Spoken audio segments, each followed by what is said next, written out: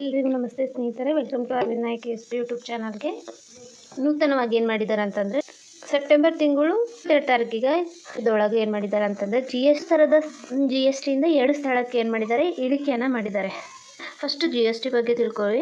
2017 July 1ಕ್ಕೆ ಬಂದಿದ್ದು. ಇದಕ್ಕೆ ಜಿ ಎಸ್ ಟಿ ಡೇ ಅಂತ ಕೂಡ ಕರೀತಾರೆ. ಜಿ ಎಸ್ ಟಿ ಡೇ ಯಾವತ್ತು ಅಂತಂತೇಳಿ ಪೊಲೀಸ್ ಕಾನ್ಸ್ಟೇಬಲ್ ಹೇಳಿದಾನೆ. ಇದೊಂದು ಪರೋಕ್ಷ ತೆರಿಗೆಯಾಗಿದೆ. ಸಂವಿಧಾನದ 127ನೇ ತಿದ್ದುಪಡಿ ಮಸೂದೆಯನ್ನು ಸಂಸತ್ತಿನಲ್ಲಿ ಅಂಗೀಕರಿಸಿ 101 ಸಂವಿಧಾನಾತ್ಮಕ ತಿದ್ದುಪಡಿ ಮೂಲಕ ಇದು ದೇಶದಾದ್ಯಂತ ಜಾರಿ ಬಂದಿದ್ದು. ಎಷ್ಟನೇದು?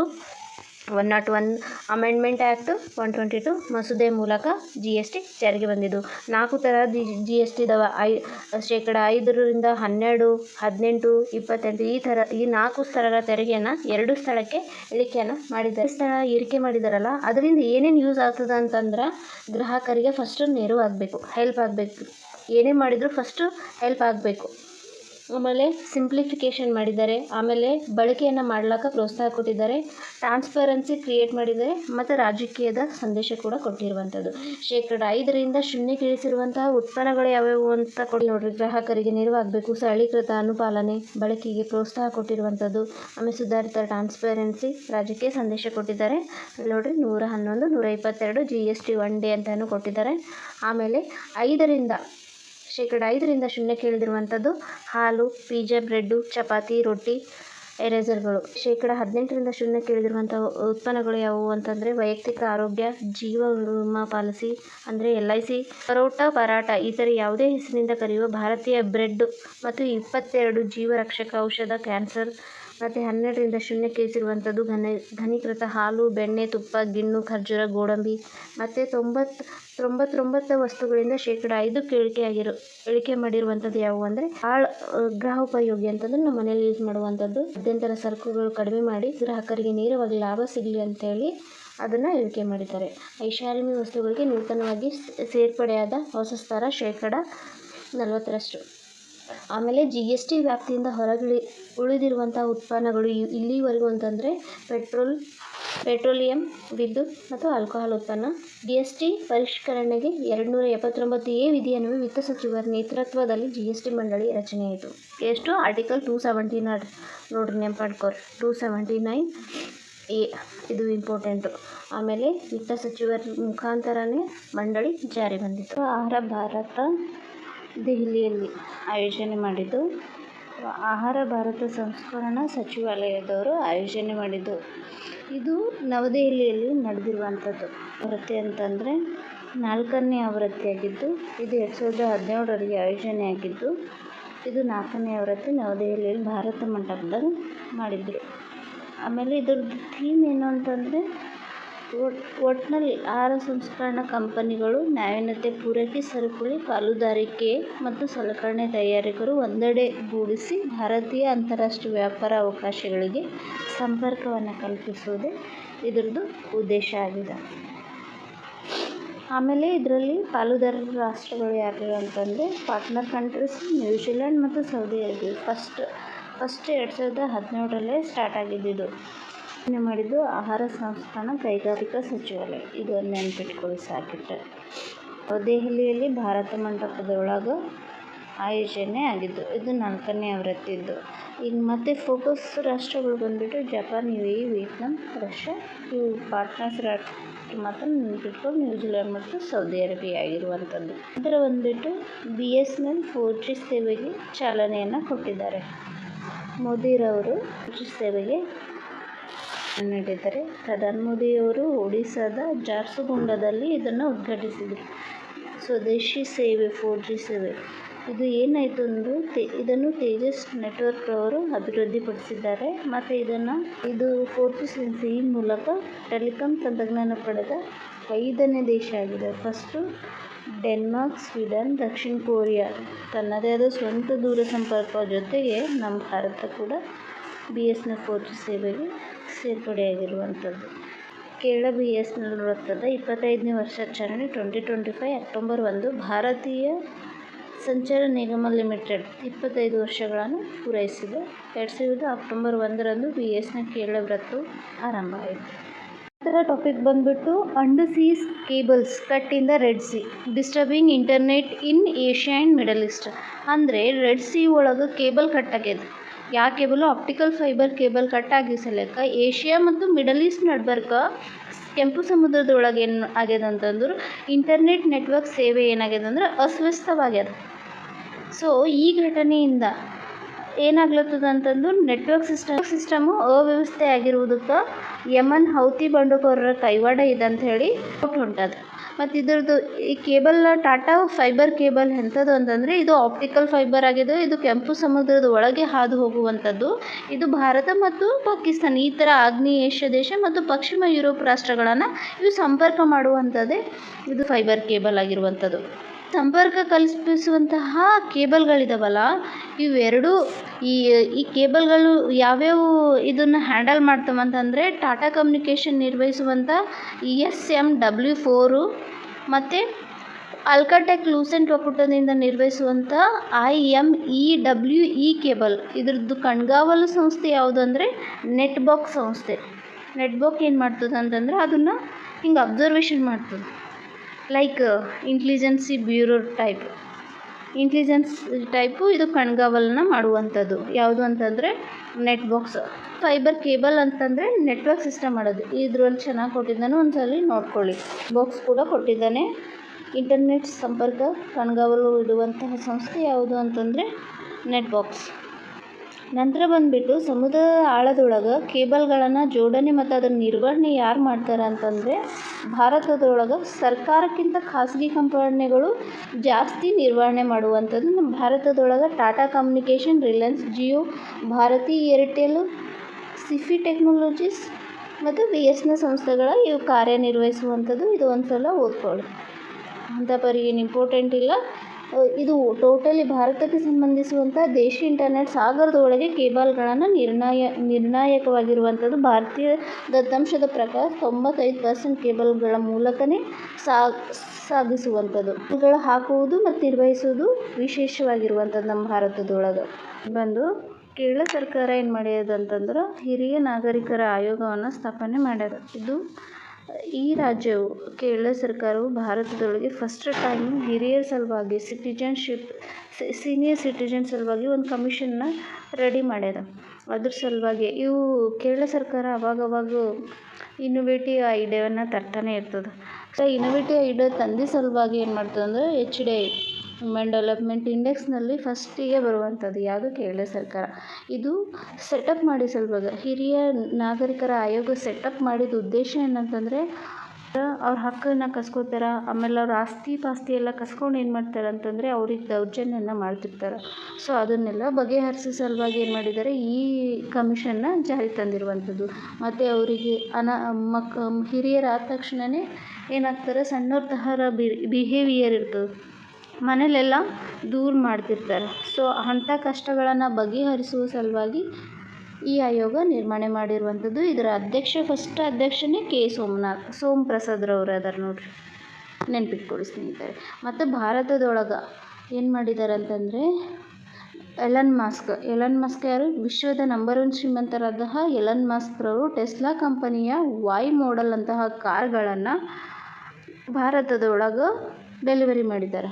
ಅದು ಫಸ್ಟ್ ಯಾರಿಗೆ ಅಂತಂದರೆ ಮಹಾರಾಷ್ಟ್ರದ ಸಾರಿಗೆ ಸಚಿವರಾದಂಥ ಪ್ರತಾಪ್ ಸರ್ನಾಯಿಕ್ರವರಿಗೆ ಈ ಟೆಸ್ಲಾ ಕಂಪನಿಯ ಮೊದಲ ಶೋರೂಮ್ ಉದ್ಘಾಟನೆ ಮಾಡಿದ್ರಲ್ಲ ಆ ಟೈಮಿನೊಳಗೆ ಇದು ಕಾರ್ನ ಅವ್ರಿಗೆ ಕೊಟ್ಟಾರ.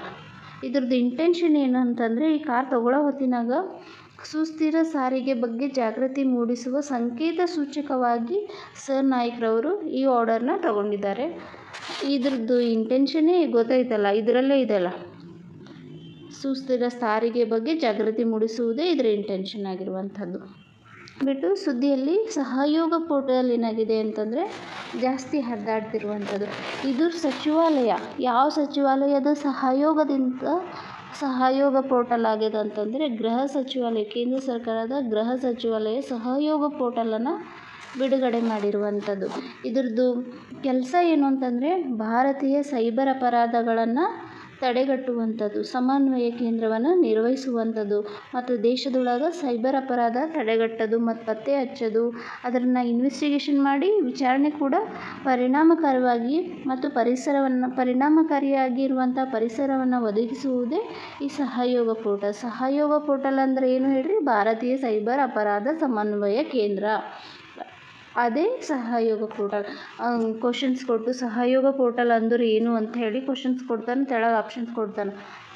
ಸೊ ನೋಟ್ ಮಾಡ್ಕೊಳ್ಳಿ, ಭಾರತೀಯ ಸೈಬರ್ ಅಪರಾಧ ಸಮನ್ವಯ ಕೇಂದ್ರ ಅಂತ. ಭಾರತದ ಹಿಮಾಲಯದ ಶೀತ ಮರುಭೂಮಿಯಲ್ಲಿ ಜೀವಗೋಳ ಪ್ರದೇಶವು 732 ಜಾತಿಯ ನಾಳೀಯ ಸಸ್ಯಗಳನ್ನು ಹೊಂದಿರುವಂಥವು. ಜೊತೆಗೆ ಹಿಮಾಚಿರತೆ, ಹಿಮಾಲಯನ್ ಐಬೆಕ್ಸ್, ನೀಲಿ ಕುರಿ, ಹಿಮಾಲಯನ್ ತೋಳ, ಹಿಮಾಲಯನ್ ಸ್ಪೋಕ್ಗಳಂತಹ ಇತರ ಪ್ರಾಣಿಗಳು ಕೂಡ ಹಿಮಾಲಯನ್ ಶೀತ ಮರುಭೂಮಿಯಲ್ಲಿ ಕಂಡುಬರುವಂಥದ್ದು. ಶತಮಾನ ಪೂರೈಸಿದ ರಾಷ್ಟ್ರೀಯ ಸ್ವಯಂ ಸೇವಕ ಸಂಘ ಅಂದ್ರೆ ಇದು ರಾಷ್ಟ್ರೀಯ ಸ್ವಯಂ ಸೇವಕ ಸಂಘ ಅಂದ್ರೆ ಗೊತ್ತಾಗಲ್ಲ, ಟಪುಕ್ ಅಂತ ಹೇಳಿದ್ರು RSS ಅಂದ್ರೆ ಏನು ಅಂತ ಹೇಳಿ ಗೊತ್ತಾಗ್ಬಿಡುತ್ತೆ. RSS ಅಂತಂದರೆ 100 years ಆ್ಯನಿವರ್ಸರಿ ಮಾಡ್ಕೊಂಡದ, ಅದರದ್ದು ಅಬ್ರಿವೇಷನ್ನೇ ರಾಷ್ಟ್ರೀಯ ಸ್ವಯಂ ಸೇವಕ ಸಂಘ ಆಗಿರುವಂಥದ್ದು. ಸೇವಕ ಸಂಘ 100 ವರ್ಷ ಆಯಿತು. ಆ 100 ವರ್ಷ ಆಗಿಸಲಿಕ್ಕೆ ಏನೇನು ಮಾಡ್ತು ಗೌರ್ಮೆಂಟ್ ಅಂದರೆ, ₹100 ಸ್ಮರಣಾರ್ಥವಾಗಿ ನಾಣ್ಯ ಮತ್ತು ಅಂಚೆ ಚೀಟಿಯನ್ನು ಮುದ್ರಣ ಮಾಡ್ತು. ಆಮೇಲೆ ಅಕ್ಟೋಬರ್ 1ಕ್ಕೆ ನವದೆಹಲಿಯಲ್ಲಿ ಅಂಬೇಡ್ಕರ್ ಅಂತಾರಾಷ್ಟ್ರೀಯ ಕೇಂದ್ರದಲ್ಲಿ ನಡೆದ ರಾಷ್ಟ್ರೀಯ ಸ್ವಯಂ ಸೇವಕ ಸಂಘದ ಶತಮಾನ ಕಾರ್ಯಕ್ರಮದಲ್ಲಿ ₹100 ನಾಣ್ಯವನ್ನು ಬಿಡುಗಡೆ ಮಾಡಿದರು. ಆ ₹100 ನಾಣ್ಯ ಒಳಗೆ ಏನೇನಿತ್ತು ಅಂತಂದರೆ, ಒಂದು ಬದಿ ಒಳಗೆ ರಾಷ್ಟ್ರೀಯ ಲಾಂಛನ ಇತ್ತು, ಮತ್ತೊಂದೊಳಗೆ ಯಾವ ಮುದ್ರೆ ಇತ್ತು? ವರದಾ ಮುದ್ರೆ. ವರದಾ ಮುದ್ರೆ ಅಂದರೆ ಆಶೀರ್ವಾದ ನೀಡುವುದನ್ನು ಪ್ರತಿನಿಧಿಸುವ ಕೈಸ್ಥಾನ, ಭಾರತ ಮಾತೆಯ ಚಿತ್ರ, ಸ್ವಯಂ ಸೇವಕರು ಸಿಂಹವನ್ನು ನಮಸ್ಕರಿಸುತ್ತಿದ್ದರು. ರಾಷ್ಟ್ರೀಯ ಸ್ವಯಂ ಇದಂ ರಾಷ್ಟ್ರೀಯ ಇದಂ ನ ಮಮ ಎಂಬ ಸಂಘದ ಧ್ಯೇಯವನ್ನು ಕೆತ್ತಲಾಯಿತು. ಅದ್ರ ಥೀಮ್ ಏನದ ಅಂತಂದರೆ ಇದದ ನೋಡಿ, ನೆನ್ಪಿಟ್ಕೊಳ್ಳಿ, ಇಂಪಾರ್ಟೆಂಟ್ ಇದೆ. ರಾಷ್ಟ್ರೀಯ RSSನ ಥೀಮು ರಾಷ್ಟ್ರೀಯ ಸ್ವಯಂ ಇದಂ ರಾಷ್ಟ್ರೀಯ ಇದಂ ನ ಮಮ. ಇದ್ರದ್ದು ಧ್ಯೇಯವನ್ನು ಅವು ₹100 ನಾಣ್ಯದ ಮೇಲೆ ಕೆತ್ತನೆಯನ್ನು ಮಾಡಲಾಗಿದೆ. ಕ್ವೆಶ್ಚನ್ ತಿಳ್ಕೊಳ್ಳಿ, ಯಾಕಂತಂದರೆ 100 years 50 years ಮತ್ತು ಕರ್ನಾಟಕಕ್ಕೆ ರಿಲೇಟೆಡ್ ಇರುವಂತಹ ಏನೇ ಬರಲಿ ಅವೆಲ್ಲ ಇಂಪಾರ್ಟೆಂಟ್ ಆಗಿರುವಂಥದ್ದು. RSS ಯಾವಾಗ ಸ್ಥಾಪನೆ ಇತ್ತು, ಅದರ ಉದ್ದೇಶ ಏನು ಅಂತಂದರೆ 1925 ಸೆಪ್ಟೆಂಬರ್ 27ರಂದು ವಿಜಯದಶಮಿಯ ದಿನದಂದು ಮಹಾರಾಷ್ಟ್ರದ ನಾಗ್ಪುರದಲ್ಲಿ ಕೇಶವ ಬಲಿರಾಮ್ ಹೆಗ್ಡೆವಾರ್ ಅವರು ಇದನ್ನು ಸ್ಥಾಪನೆ ಮಾಡಿದರು. ಇದು ಒಂದು ಸಾಂಸ್ಕೃತಿಕ ಸಂಘಟನೆಯಾಗಿದ್ದು ಹಿಂದೂಗಳ ಸಂಸ್ಕೃತಿ ಮತ್ತು ಹಿಂದೂ ಒಕ್ಕೂಟ, ಹಿಂದೂ ರಾಷ್ಟ್ರ ಸಲುವಾಗಿ ಸ್ವಯಂ ರಾಷ್ಟ್ರದ ಸ್ವಾವಲಂಬನೆಯನ್ನು ಸಾಧಿಸುವ ಒಂದು ಧ್ಯೇಯವನ್ನು ಇಟ್ಕೊಂಡು ಈ ಸಂಘ ಏನಾಯಿತು ಪ್ರತಿಪಾದಿಸ್ತದೆ. ಯಾವಾಗ ಭೀ RSS ದೇಶದಂತ ಎಲ್ಲೆಡೆ ಎಷ್ಟೊಂದು ಶಾಖೆಗಳ ಹೊಂದಿದವ, ಇದ್ರೊಳಗೆ 83,000 ಶಾಖೆಗಳಿದಾವೆ. ಈ RSSನ ಪದಾಧಿಕಾರಿ ಯಾರ್ಯಾರು ಅಂತಂದರೆ, RSSನ ಸರಸಂಘ ಚಾಲಕ ಸಂಘದ ಮರಮೋಕ್ಷ ಸ್ಥಾನವನ್ನು ಪಡೆದಿದ್ದರೆ, ನಂತರ ಸ್ಥಾನದಲ್ಲಿ ಸರಕಾರ್ಯ ಪ್ರಧಾನ ಕಾರ್ಯದರ್ಶಿ ಇರ್ತಾರೆ. ಪ್ರಸ್ತುತವಾಗಿ ಸರಸಂಘ ಚಾಲಕರಾಗಿ ಯಾರಿದ್ದಾರಂದರೆ ಮೋಹನ್ ಭಾಗವತ್ರವರು ಕಾರ್ಯವನ್ನು ನಿರ್ವಹಿಸುತ್ತಿದ್ದಾರೆ. ದತ್ತಾತ್ರೇಯ ಹೊಸಬಾಳೆಯವರು ಸಹಕಾರರಾಗಿ ಅಂದರೆ ಚೀಫ್ ಇದ್ದಂಗೆ. ಯಾರು? ಮೋಹನ್ ಭಾಗವತ್ ಅವರು. ದತ್ತಾತ್ರೇಯ ಅವ್ರದ್ದು ಅಸಿಸ್ಟೆಂಟ್ ಇದ್ದಂಗೆ. ಹಿಂಗೆ ನೆನ್ಪಿಟ್ಕೋರಿ, ತಾನೇ ನೆನಪಿರ್ತದೆ. ಮತ್ತು ಸಂಘದ ಪರಿವಾರ ಏನು ಅಂತಂದರೆ, ಪ್ರತ್ಯಕ್ಷ ಪರೋಕ್ಷವಾಗಿ ಇದು ಎಲ್ಲ ಸಂಘಟನೆ ಒಳಗೆ ಇದಿರ್ತದೆ. ಅವು ಯಾವ್ಯಾವು ಅಂತ ಹೇಳಿ ಕೊಟ್ಟಿದ್ದಾರೆ ನೋಡಿ, ಜನತಾ ಪಕ್ಷ, ಹಿಂದೂ ಪರಿಷತ್ತು, ಬಜರಂಗ್ ದಳ. ಇವಾಗ ಬಜರಂಗ್ ದಳ ಬಂತಂದ್ರೆ RSS ದವ್ರು ಅಂಥೇಳಿ ಫೀಲ್ ಆಗ್ತಿರ್ತದಲ್ಲ. ಸೊ ಅದು ಮೊನ್ನೆ 100 years ಸರ್ಕಾರ ಏನು ಮಾಡ್ತದೆ ಅಂದರೆ RSS ಮೇಲೆ 3 ಬಾರಿ ನಿಷೇಧ ಮಾಡಿದೆ. ಅದು ಯಾವ್ಯಾವ ಟೈಮಲ್ಲಿ ಅಂತಂದರೆ, ಒಂದು ಸರಿ ಗಾಂಧೀಜಿ ಹತ್ಯೆ ಆಯ್ತಲ್ಲ 1948 ಆ ಟೈಮಿನೊಳಗೆ ಇದನ್ನು ನಿಷೇಧ ಮಾಡಿದ್ದಾರೆ. ಆಮೇಲೆ 1975 ರಾಷ್ಟ್ರೀಯ ತುರ್ತು ಪರಿಸ್ಥಿತಿ ಜಾರಿ ಆಯಿತು. ಆ ಟೈಮಿನೊಳಗೂ ಕೂಡ ಇದನ್ನು ನಿಷೇಧ ಮಾಡಿದ್ದಾರೆ. 1992 ಡಿಸೆಂಬರ್ 6 ಬಾಬ್ರಿ ಮಸೀದಿ ಧ್ವಂಸ ಆಯ್ತಲ್ಲ, ಆ ಟೈಮಿನೊಳಗೂ ಕೂಡ RSS ಏನು ಮಾಡ್ತು, ನಿರ್ಬಂಧ ಹೇರಿತ್ತು ಅದ್ರ ಮೇಲೂ. ಮತ್ತು RSS ಸಲುವಾಗಿ ಮಹಿಳೆಯರ ಸಲುವಾಗಿ 1936 ರಾಷ್ಟ್ರೀಯ ಸೇವಿಕಾ ಸಂಸ್ಥೆಯ ಸದಸ್ಯರಾಗಿ ಸೇವೆಯನ್ನು ಸಲ್ಲಿಸ್ಬೋದು. ರಾಷ್ಟ್ರೀಯ ಸ್ವಯಂ ಸಂಘದ ಪ್ರಾರ್ಥನಾ ಗೀತೆ ಯಾವುದು ಅಂತ ಒಂದೊಂದ್ಸರಿ ಕೇಳ್ಬೋದು. ಸೊ ಇಲ್ಲೂ ನೋಡ್ರಿ, ನಮಸ್ತೆ ಸದಾವಸ್ಥೆಲೆ ಮಾತೃಭೂಮಿ, ನಮಸ್ತೆ ಸದಾವಸ್ಥೆಲೆ ಮಾತೃಭೂಮಿ, ಇದು RSSದು ಪ್ರಾರ್ಥನಾ ಗೀತೆ ಅದ ನೋಡ್ರಿ. ಫಸ್ಟು ಬಿಳಿ ಅಂಗಿ ಖಾಕಿ ಚಡ್ಡಿಯನ್ನು ಫಸ್ಟಿಗೆ RSSದವರು ಸಮವಸ್ತ್ರವನ್ನಾಗಿ ಮಾಡ್ಕೊಂಡಿದ್ರಿ. ಇವಾಗ 2016 ಒಳಗೆ ಸಮವಸ್ತ್ರ ಬದಲಾವಣೆ ಮಾಡಿಕೊಂಡು ಖಾಕಿ ಚಡ್ಡಿ ಬದಲು ಖಾಕಿ ಪ್ಯಾಂಟನ್ನು ಇವರು RSSದವರು ನಡೆಸ್ತಾರೆ. RSS ಸೇವಾ ಸಂಘಗಳು ಎಲ್ಲ ಕಡೆ ಸೇವೆಯನ್ನು ಮಾಡ್ತಾರೆ. ಪ್ರವಾಹ ಬಂದಿದ್ದ ಟೈಮಲ್ಲಿ, ಚಂಡಮಾರುತ ಮತ್ತು ಭೂಕಂಪ, ನೈಸರ್ಗಿಕ ವಿಪತ್ತು, ಏನೇ ದುರ್ಘಟನೆ ಆದ ಸಂದರ್ಭದಲ್ಲಿ RSSದವರು ಸ್ವಯಂ ಸೇವಕರಾಗಿ ಸಕ್ರಿಯವಾಗಿ ತೊಡಗುತ್ತಾರೆ. ವಿ.ಡಿ. ಸಾವರ್ಕರ್ ಅವರು 1855ರ ಸಿಪಾಯಿ ದಂಗೆಯನ್ನು ಏನಂತ ಕರೆದ್ರು ಅಂದರೆ ಪ್ರಥಮ ಸ್ವತಂತ್ರ ಸಂಗ್ರಾಮ ಅಂತ ಕರೆದ್ರು. ವಿ.ಡಿ. ಸಾವರ್ಕರ್ ಅವ್ರದ್ದು ಬರೆದಂತಹ ಪುಸ್ತಕ ಯಾವುದು ಅಂದರೆ the Indian war of independence 1857. ನೆನ್ಪಿಟ್ಕೊಳ್ಳಿ, ತಳ ಕೊಟ್ಟಿರುವಂಥದ್ದು. ಯಾವುದಾದ್ರೂ ಎಕ್ಸಾಮ್ನಲ್ಲಿ ಕ್ವಶನ್ಸ್ ಕೇಳಿದಾಗ ಮಾತ್ರ ಇಲ್ಲಿ ಹಾಕಿರ್ತಾನೆ. ಸೊ ಇಂಪಾರ್ಟೆಂಟ್ ಟಾಪಿಕ್ ಬಂದುಬಿಟ್ಟು ದೇಶದಲ್ಲಿ ಅತಿ ಹೆಚ್ಚು ಸುರಿಸುವ ಗ್ರಾಮ ಅಂಥೇಳಿ ಯಾವಾಗ ಭೀ ನಾವು ಚಿಂಗ್ರಮ್ ಮತ್ತು ಚಿರಾಪುಂಜಿಗೆ ಹೇಳ್ತೀವಿ. ಆದರೆ ಈ ಸರಿ ಏನಾಗಿದೆ ಅಂದರೆ ಮಹಾರಾಷ್ಟ್ರದ ಬಳಿ, ಪುಣೆ ಬಳಿ, ಮುಕ್ಷಿ ತಾಲೂಕಿನ ತಾಮನಿಘಟ್ಟ ಪ್ರದೇಶದಲ್ಲಿ ಅತ್ಯಂತ ಹೆಚ್ಚು ಮಳೆ ಸುರಿದು ಇದು ದೇಶದಲ್ಲಿ ಅತಿ ಹೆಚ್ಚು ಮಳೆ ಸುರಿಯುವ ಪ್ರದೇಶ ಅಂಥೇಳಿ ಹಿರಿಮೆಯನ್ನು ತನ್ನದಾಗಿಸಿಕೊಂಡಿದೆ. ನೆನ್ಪಿಟ್ಕೊಳ್ಳಿ ಸ್ನೇಹಿತರೆ, ಈ ಸರಿ ಕೇಳಿದರೆ ಯಾವುದು ಅಂದರೆ ತಾಮಿನಿಘಟ್ಟ ಪ್ರದೇಶದಲ್ಲಿ ಅತಿ ಹೆಚ್ಚಾಗಿ ಮಳೆ ಸುರಿದಿತ್ತು ಪ್ರದೇಶ ಅಂಥೇಳಿ ಹೇಳಬೇಕು. ಆಮೇಲೆ ಏನಾಯಿತು ಅಂದರೆ ನೆಕ್ಸ್ಟ್ ಬಿಹಾರದೊಳಗೆ, ಎಲ್ಲಿ ಬಿಹಾರದೊಳಗೆ ನೆನ್ಪಿಟ್ಕೊರಿ, ಬಿಹಾರದೊಳಗೆ ವಿಕಾಸ ಮಿತ್ರ ಯೋಜನೆಯ ಟ್ಯಾಬನ್ನು ಕೊಟ್ಟಿದ್ದಾರೆ. ಇದು ಯಾರಿಗೆ ಕೊಟ್ಟಿದ್ದಾರೆ ಅಂತಂದರೆ ಪರಿಶಿಷ್ಟ ಜಾತಿ ಪರಿಶಿಷ್ಟ ಪಂಗಡದವರಿಗೆ ವಿಕಾಸ ಮಿತ್ರ ಅಂಥೇಳಿ 25,000 ಕೊಡುವುದರ ಜೊತೆಗೆ 25,000 ಕೊಟ್ಟು ಟ್ಯಾಬನ್ನು ಖರೀದಿ ಮಾಡೋ ಸಲುವಾಗಿ ವಿಕಾಸ ಮಿತ್ರ ಯೋಜನೆಯನ್ನು ಜಾರಿ ತಂದಿದ್ದಾರೆ. ಅದು ಎಲ್ಲಿ ಅಂತಂದರೆ ಬಿಹಾರದೊಳಗೆ. ನೆನ್ಪಿಟ್ಕೊಳ್ಳಿ ಸ್ನೇಹಿತರೆ, ವಿಕಾಸ ಮಿತ್ರ ಯೋಜನೆ ಜಾರಿ ತಂದಿದ್ದು ಬಿಹಾರದೊಳಗೆ. ಯಾವ ಸಲುವಾಗಿ ಅಂದರೆ SC/ST ಸಲುವಾಗಿ ಸರ್ಕಾರಿ ಪ್ರಯೋಜನವನ್ನು ಹಳ್ಳಿಗಳಲ್ಲಿ ಕೆಲಸ ಮಾಡುತ್ತಿರುವಂಥ ವಿಕಾಸ ಮಿತ್ರರಿಗೆ ಹೊಸ ಟ್ಯಾಬನ್ನು ಖರೀದಿ ಮಾಡೋ ಸಲುವಾಗಿ 25,000 ರೂಪಾಯಿ ಕೊಟ್ಟು, ಅಲ್ಲಿನ ಮುಖ್ಯಮಂತ್ರಿ ಯಾರು ಅಂದರೆ ಬಿಹಾರದ ನಿತೀಶ್ ಕುಮಾರ್ ಅವರಿದ್ದಾರೆ ನೋಡಿ. ದೇಶದ ಮೊದಲ ಜಲಜನಕ ಹೆದ್ದಾರಿಗೆ ಚಾಲನೆಯನ್ನು ಮಾಡಿದ್ದಾರೆ ಅಂತಂದರೆ ನವದೆಹಲಿ ಒಳಗೆ ವಿಶ್ವ ಜಲಜನಕ ಶೃಂಗಸಭೆ ವರ್ಲ್ಡ್ ಹೈಡ್ರೋಜನ್ ಸಮ್ಮಿಟ್ 2025 ಎಲ್ಲ ಆಯ್ತಲ್ಲ, ಅದು ಈ ಸಂದರ್ಭದೊಳಗೆ ಯಾರು ಮಾಡಿದರು ಅಂದರೆ ಕೇಂದ್ರದ ರಸ್ತೆ ಸಾರಿಗೆ ಮತ್ತು ಹೆದ್ದಾರಿ ಸಚಿವರಾದಂಥ ನಿತಿನ್ ಗಡ್ಕರಿ ಅವರು ದೇಶದಲ್ಲಿ ಮೊದಲ ಬಾರಿಗೆ ಹೆದ್ದಾರಿಗೆ ಚಾಲನೆ ನೀಡುವುದನ್ನು ಘೋಷಣೆ ಮಾಡಿ, ಇದೇ ಸಂದರ್ಭದೊಳಗೆ ವಿಶ್ವದ ಮೊದಲ ದೊಡ್ಡ ಪ್ರಮಾಣದ ಹೈಡ್ರೋಜನ್ ಟ್ರಕ್ ಪ್ರಯೋಗಗಳನ್ನು ಆರಂಭ ಮಾಡಬೇಕಂತ ಹೇಳಿ ಘೋಷಣೆ ಕೂಡ ಮಾಡಿದ್ದಾರೆ. ಭವಿಷ್ಯದ ಇಂಧನ ಅಂತ ಕೂಡ ಹೇಳಿದ್ದಾರೆ. ಒಳಗೇನಾಯಿತು ಅಂತಂದರೆ ಮನಮೋಹನ್ ಸಿಂಗ್ ರವರ ಮನಮೋಹನ್ ಸಿಂಗ್ ರವರ ಸ್ಮಾರಕಾರ್ಥವಾಗಿ ಗ್ರಂಥಾಲಯವನ್ನು ಉದ್ಘಾಟನೆ ಮಾಡಿ ಅದರಲ್ಲಿ ಸಿಂಗ್ ಮತ್ತು ಅವರ ಪತ್ನಿ ಗುರುಚರಣ್ ಚೌರ್ ಕೂಡ ಪಾಲ್ಗೊಂಡಿದ್ದು. ಬಂದುಬಿಟ್ಟು 5ನೇ ಅಖಿಲ ಭಾರತ ರಾಜ್ಯ ಭಾಷಾ ಸಮ್ಮೇಳನವನ್ನು ಎಲ್ಲಿ ನಡೆಸಿದ್ದಾರೆ ಅಂತಂದರೆ ಗುಜರಾತ್ನ ಗಾಂಧಿನಗರದೊಳಗೆ ರಾಜ್ಯ ಭಾಷಾ ಸಮ್ಮೇಳನವನ್ನು ಮಾಡಿದ್ದಾರೆ. ಇದು ಯಾವತ್ತು ಮಾಡಿದರು ಅಂತಂದರೆ ಸೆಪ್ಟೆಂಬರ್ 14 ಹಿಂದಿ ದಿವಸ.